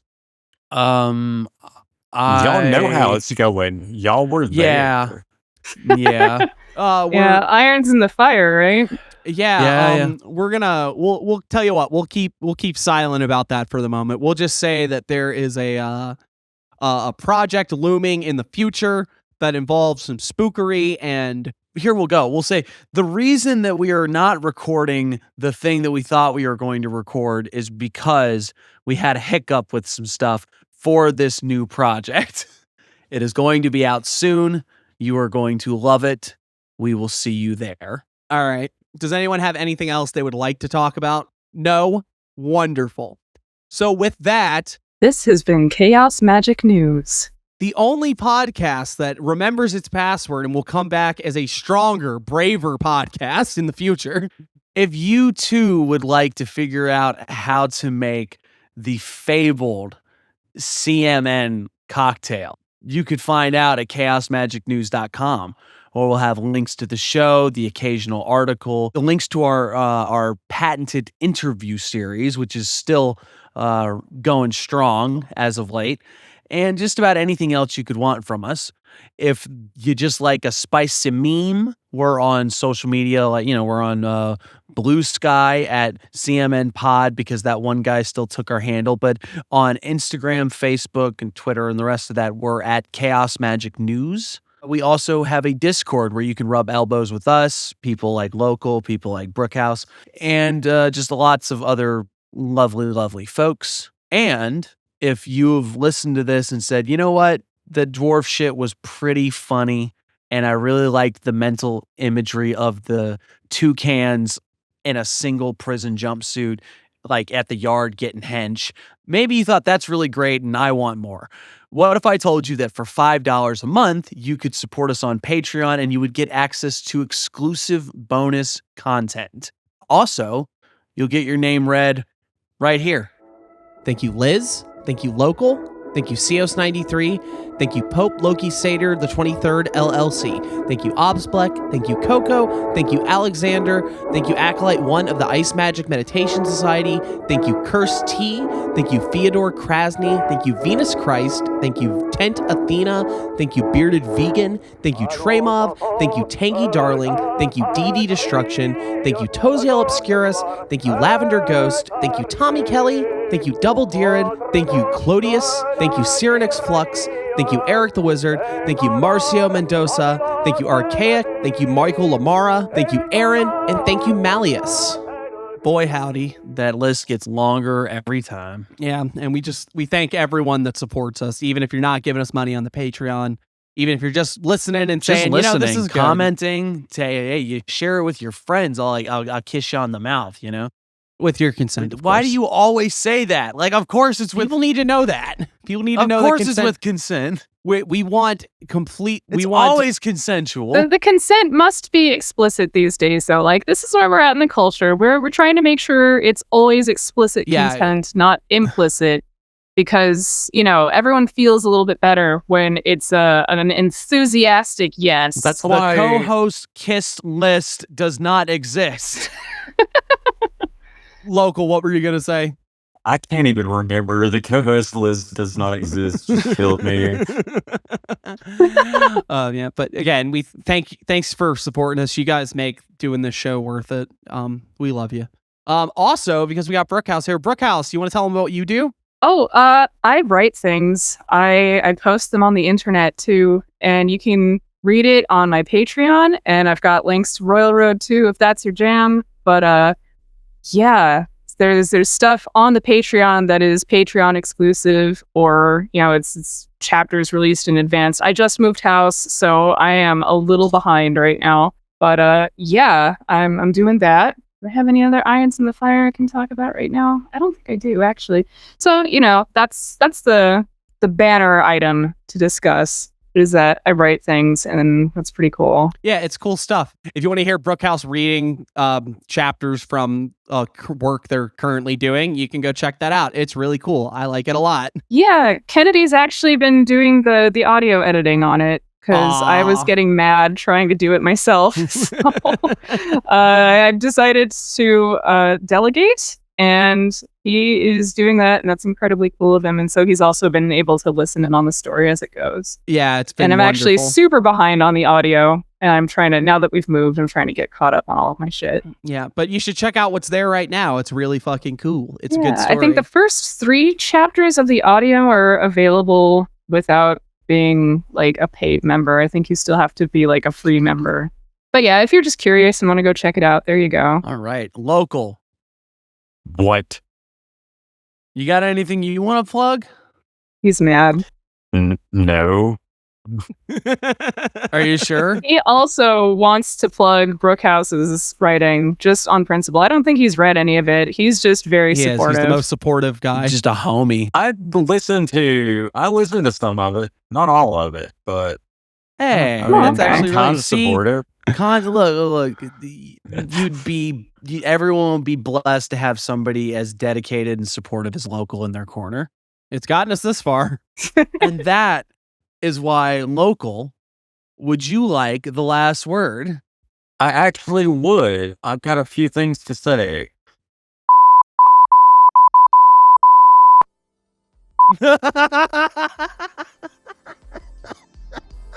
And that's what I had to say about that.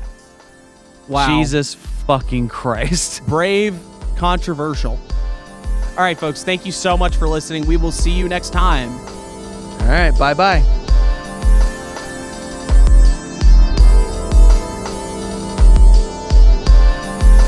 I have a secret. I've spent this entire time recording, coloring in my monster romance coloring book. Did it turn out good? Thank God. The AI one? Yep. Oh boy, that's great. I'll post photos.